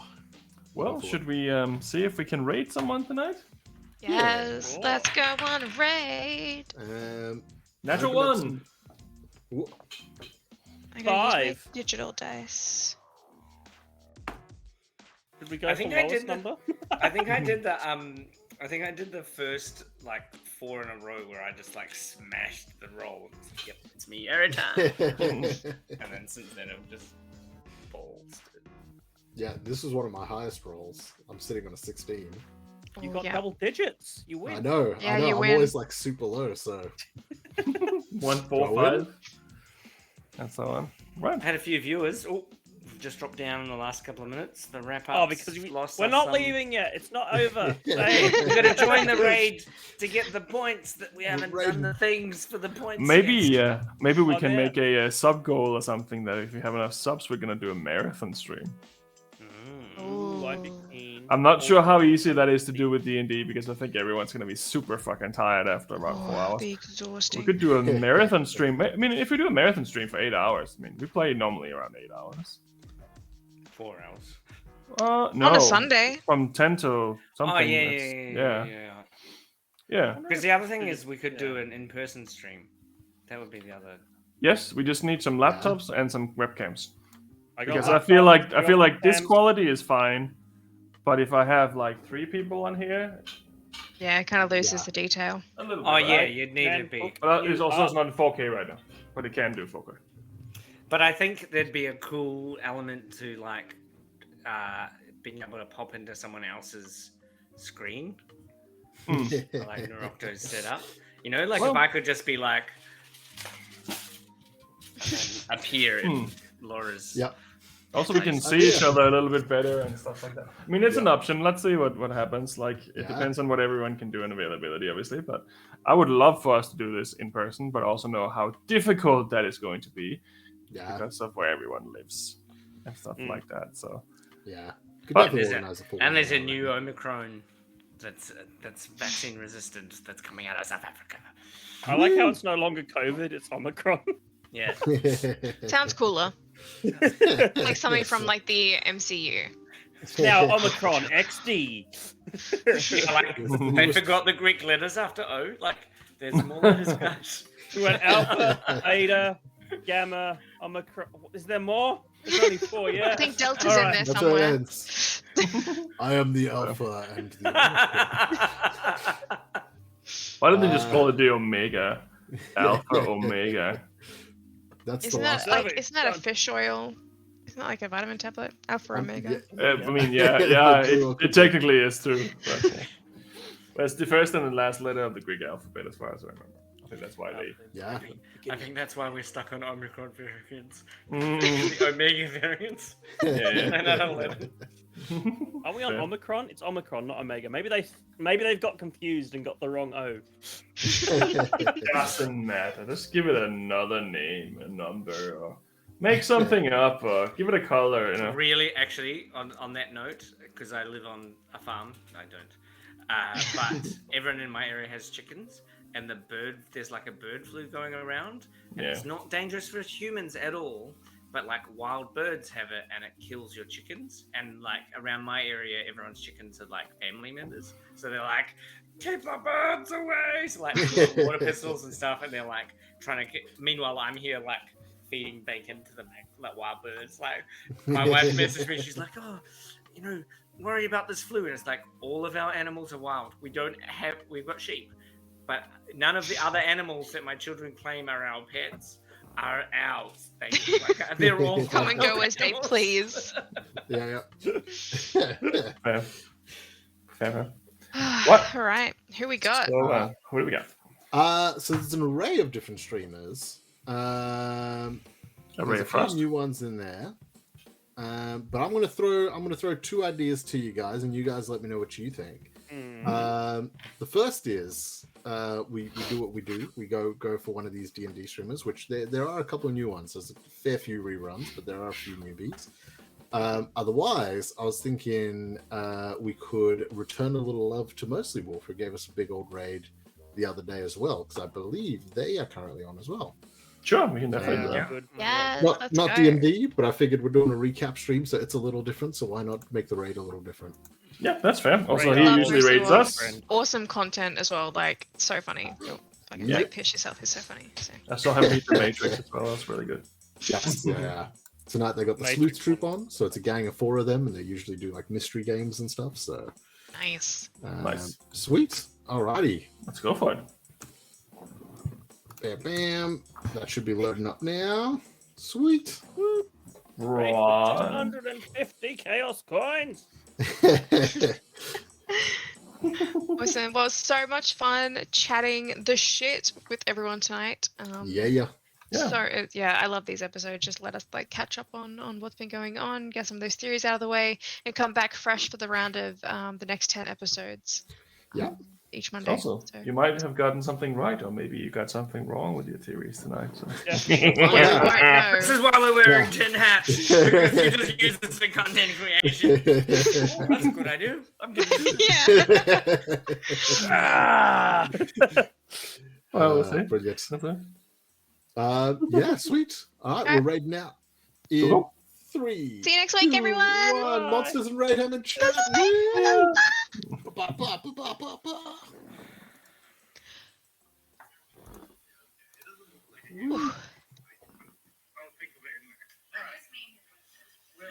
Nitro. All right, thanks for hanging out, everybody. Thanks for hanging out. Oh God, they're leaving. They're just leaving.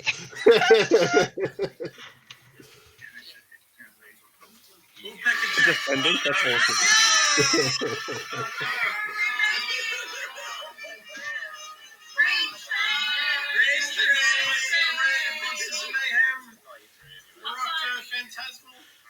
So good to see you guys. We're literally queuing up a raid.